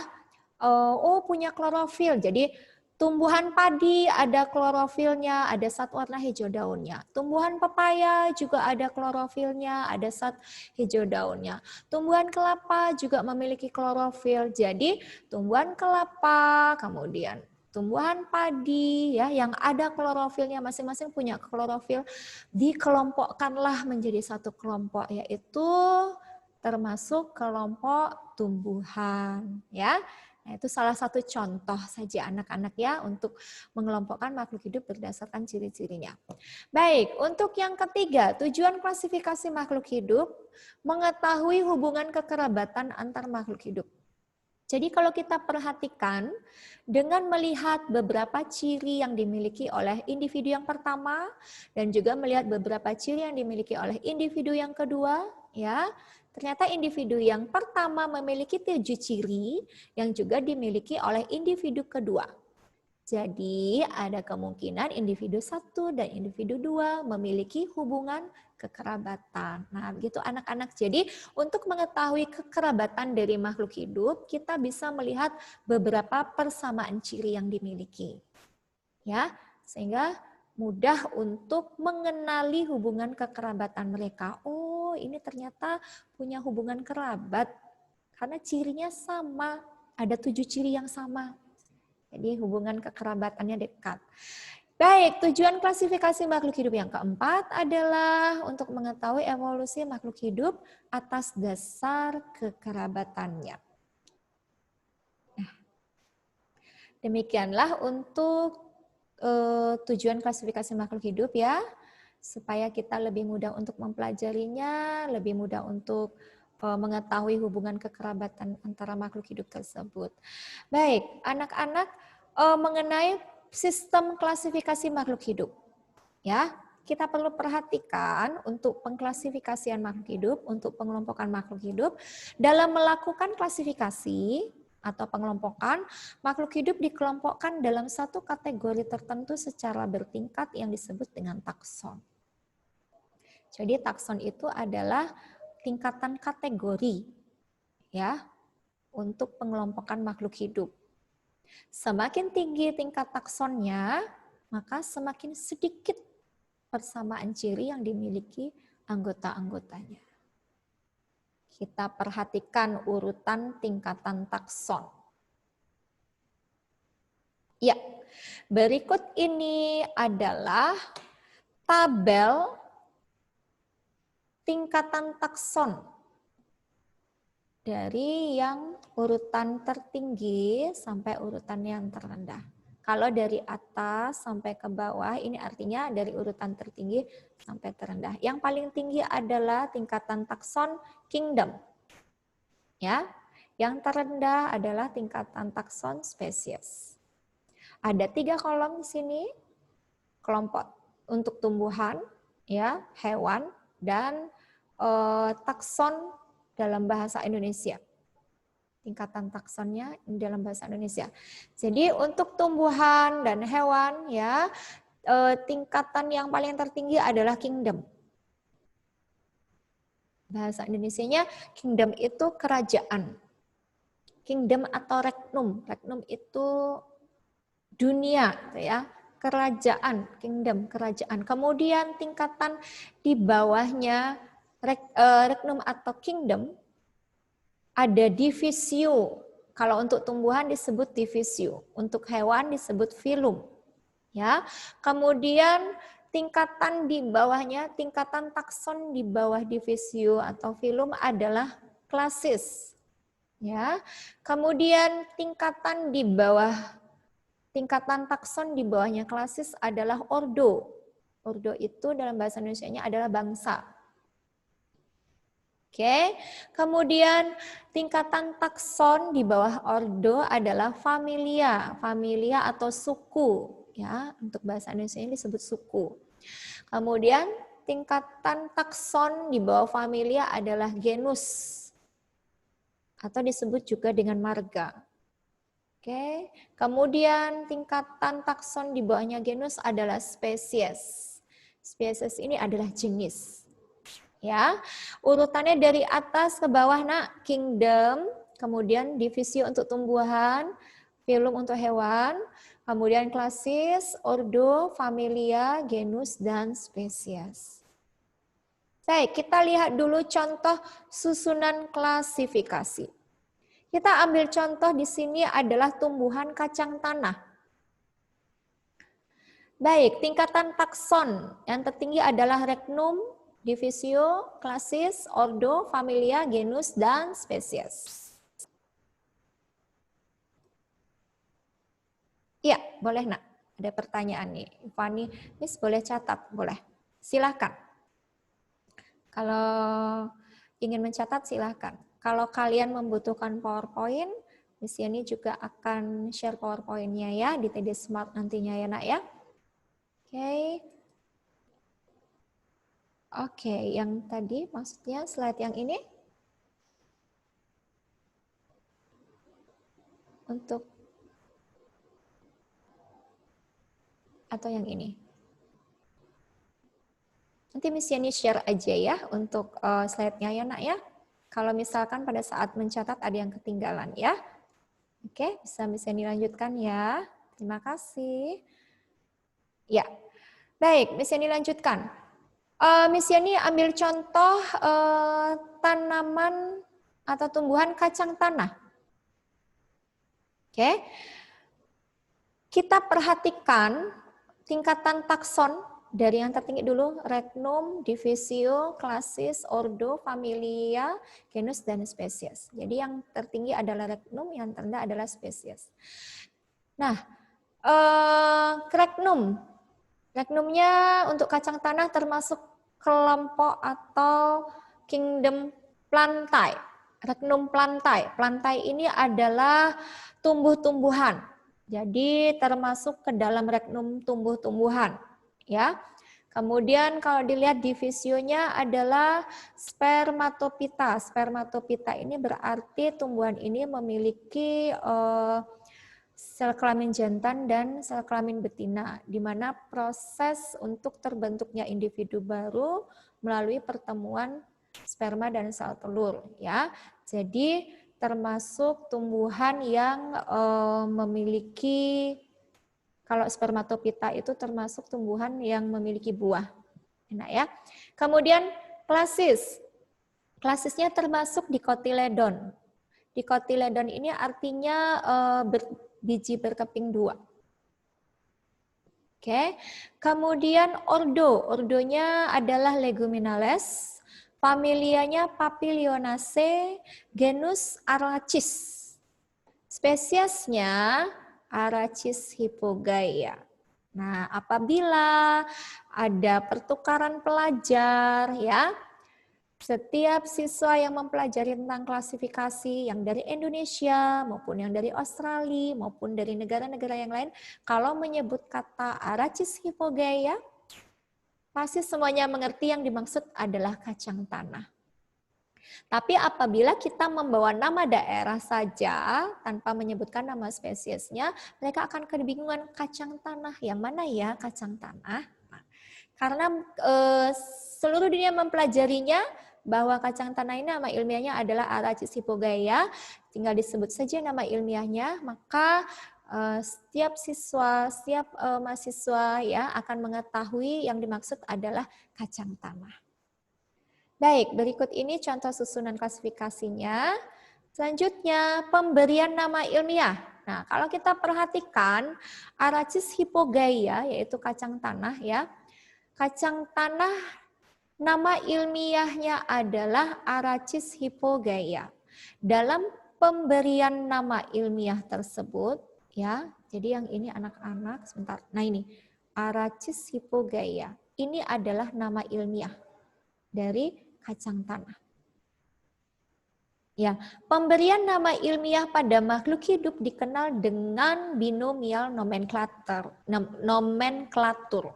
Kalau kalian mendengarkan ada kata binomial nomenklatur, itu berarti berhubungan dengan nama ilmiah dari makhluk hidup. Pemberian nama ilmiah pada makhluk hidup.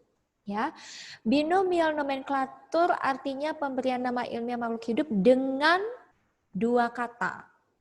Oke, perhatikan. Bisa diulangi. Binomial nomenklatur artinya pemberian nama ilmiah makhluk hidup dengan dua kata. Coba dilihat lagi contohnya yang tadi. Arachis hypogaea. Nah, ini sudah dua kata ya. Kata pertama adalah Arachis, kata kedua adalah hypogaea. Oke, jelas ya? Kita lihat lagi aturannya. Nah, kata pertama menunjukkan genus atau marga. Kata kedua menunjukkan spesies atau jenis. Oke, kembali lagi ke nama ilmiah tadi. Nah, ini Arachis hypogaea. Kata pertama, nah kata pertama ini Arachis. Kata kedua hypogaea. Kata pertama menunjukkan genus, betul ya? Nah ini Arachis, genusnya adalah Arachis. Kemudian kata kedua ini adalah penunjuk spesiesnya. Ya, jadi genus kata pertama, penunjuk spesies kata kedua. Jadi aturan penulisan untuk nama ilmiah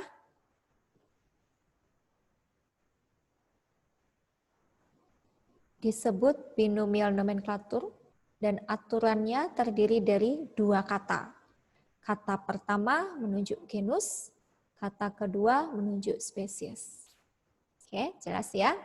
Kita lanjutkan kembali untuk aturan pemberian nama. Diperhatikan untuk nama genus dan nama spesies. Nah, nama ilmiah untuk makhluk hidup, tumbuhan, hewan, mikroorganisme juga termasuk makhluk hidup ya, terdiri atas dua kata tunggal yang berasal dari bahasa Latin. Jadi, Arachis hypogaea itu sebenarnya bahasa Latin, ya, terdiri dari dua kata tunggal, kata Arachis dan kata hypogaea. Ini adalah bahasa Latin. Kemudian dalam penulisan nama ilmiah tersebut, kata pertama, tadi sudah di sini sebutkan ya, kata pertama merupakan nama genus, kemudian kata yang kedua merupakan penunjuk spesies. Arachis itu genus, hypogaea spesies. Selanjutnya, perhatikan kembali. Huruf pertama pada nama genus ditulis dengan huruf kapital dan cetak miring atau digarisbawahi. Nah, perhatikan dulu penulisannya. Tadi dikatakan untuk penulisan nama ilmiah menggunakan dua kata, ya, merupakan bahasa Latin. Kata pertama adalah penunjuk genus, kata yang kedua penunjuk spesies. Paham ya sampai di sana? Kemudian perlu diperhatikan lagi penulisannya. Kata pertama yaitu penunjuk genus ini, huruf pertamanya harus ditulis dengan huruf kapital. huruf A dari Aracis, A yang di depan ini harus huruf kapital. Kemudian penulisannya harus cetak miring. Nah ini ya, dicetak miring. Atau, nah ada kata atau digaris bawahi. Bukan dua-duanya ya, bukan cetak miring dan garis bawah, beda. Cetak miring atau digaris bawahi. Kemudian kata yang kedua penunjuk spesies ini ditulis dengan huruf kecil. Oke. Huruf kecil dan penulisannya dicetak miring. Ya. Antara genus, penulisan penunjuk genus dan penunjuk spesies ini sama-sama ditulis cetak miring atau digaris bawahi, ya. Jelas ya. Nah ini tadi sudah bisa dijelaskan polkadot yang keempat ini. Nama penunjuk spesies ditulis menggunakan huruf kecil, cetak miring, garis bawah. Jelas ya? Baik, Miss Yani lanjutkan untuk slide berikutnya. Nah ini adalah contoh penulisan nama ilmiah. Miss Yani akan ambil contoh nama ilmiah dari tumbuhan dan juga contoh nama ilmiah dari hewan. Untuk tumbuhan, Miss Yani ambil contoh tumbuhan mangga. Ini ada gambarnya ya. Baik, penulisannya adalah sebagai berikut. Ada dua contoh penulisan yang benar. Tadi dikatakan cetak miring dan cetak miring atau digaris bawahi. Untuk poin yang pertama, Miss Yani menuliskan cetak miring. Poin yang kedua, Miss Yani tuliskan garis bawah. Jelas ya, 1 dan 2 ini adalah cara penulisan nama ilmiah yang benar. Baik, ingat kembali terdiri atas 2 kata yang berasal dari bahasa Latin ya. Kata yang pertama, dilihat dulu, tumbuhan mangga, nama ilmiahnya Mangifera indica. Kata pertama yaitu kata Mangifera ini adalah menunjuk genus. Ya. Kemudian kata yang kedua ya, indica. Ini adalah penunjuk spesies. Lihat penulisannya. Untuk kata pertama, huruf pertama adalah huruf kapital. Kata kedua, huruf kecil dan cetak miring. Kata pertama dan kata kedua cetak miring. Ini adalah penulisan yang benar. Paham ya? Kemudian untuk yang nomor 2, Mangifera indica, penulisannya perhatikan ada garis bawah terpisah antara genus dan spesies. Garis bawahnya tidak boleh disambung. Garis bawahnya harus terpisah menunjukkan genus dan spesies. Ya, untuk genus kata pertama, huruf kapital. Untuk kata kedua, spesies, huruf kecil. Jelas ya? Baik, Miss Yani lanjutkan. Untuk contoh penulisan ilmiah pada hewan, Miss Yani ambil contoh harimau. Nama ilmiah dari harimau adalah Panthera tigris. Lihat cara penulisannya, sama seperti halnya contoh yang pertama, sama seperti halnya contoh penulisan nama ilmiah pada tumbuhan ya. Jadi terdiri dari 2 kata ya, yang berasal dari bahasa Latin. Kata pertama penunjuk genus, Panthera. Panthera ini penunjuk genus. Penulisannya dicetak miring ya, huruf pertama huruf kapital. Kata kedua yaitu tigris. Tigris ini penunjuk spesies. Tulisannya dicetak miring dan huruf kecil. Ini penulisan yang benar. Kemudian yang kedua, sama Panthera tigris juga, hanya penulisannya berbeda. Untuk yang kedua ini garis bawah. Garis bawahnya terpisah antara genus dan spesies. Ya, tanpa dicetak miring. Ini penulisan yang benar. Nomor 1 dan 2 adalah contoh penulisan yang benar untuk nama ilmiah. Jelas ya anak-anak? Oke, selanjutnya untuk nama penemu. Nama spesies ternyata ada yang menemukannya anak-anak.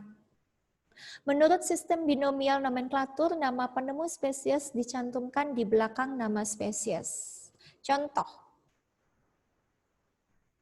Ya, Oryza sativa L. Di belakang dari nama spesies ini ada huruf kapital L. Oryza sativa ini adalah padi, nama ilmiah dari tumbuhan padi. Nama penemunya adalah Linnaeus, ya. Nama penemu dapat disingkat dengan menulis huruf depannya saja, Linnaeus, huruf depannya L. Jadi nama ilmiah yang dituliskan untuk padi Oryza sativa L, titik. Ada titiknya karena singkatan ya. L merupakan singkatan dari nama penemunya yaitu Linnaeus. Jelas ya anak-anak ya? Oke, baik. Kalau sudah jelas, kita latihan satu soal. Satu saja. Ya, bisa dijawab dengan singkat. Bisa dijawab secara lisan. Perhatikan penulisan dari nama ilmiah jagung, tanaman jagung. Ada 1 sampai dengan 7. Nama ilmiahnya sudah benar, siamase, ya. Nama ilmiah dari tumbuhan jagung adalah siamase. Tetapi kita lihat penulisannya, yang manakah penulisan yang benar? Oke, ada yang ingin menjawab? Penulisan nama ilmiah tumbuhan jagung yang benar ditunjukkan oleh nomor berapa? Siamase. Iya, aduh, hebat, luar biasa. Suaranya mantap. Silakan Nak, silakan jawab. Nomor 7. Nomor 7. Sudah? Ya, sudah. Sudah. Oke, terima kasih. Ada yang lain yang ingin menjawab? Nomor 7. Saya, Miss. Iya, Nak, silakan Yovani. Sama kayak Mark, Miss. Oke, nomor 7 juga jawabannya sama dengan Mark. Ada yang lain?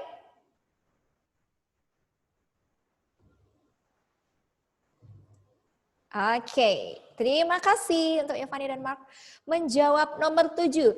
Siamase, penulisannya yang benar.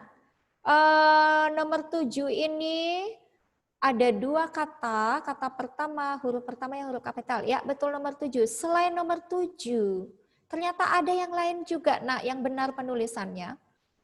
Ingat aturan dari penulisan ya, L. L mau menjawab, Nak, silahkan. Nomor 5, Miss. Nomor 5. Yakin nomor 5? Coba perhatikan lagi.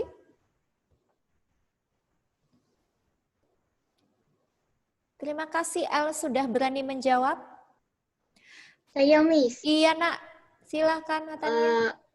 6 dan 7. 6 dan 7. Baik, terima kasih. Ya, betul sekali. Yang benar adalah untuk penulisannya nomor 6 dan nomor 7. Lihat contoh sebelumnya ya. Nah, ini 1 dan 2. Penulisan yang benar.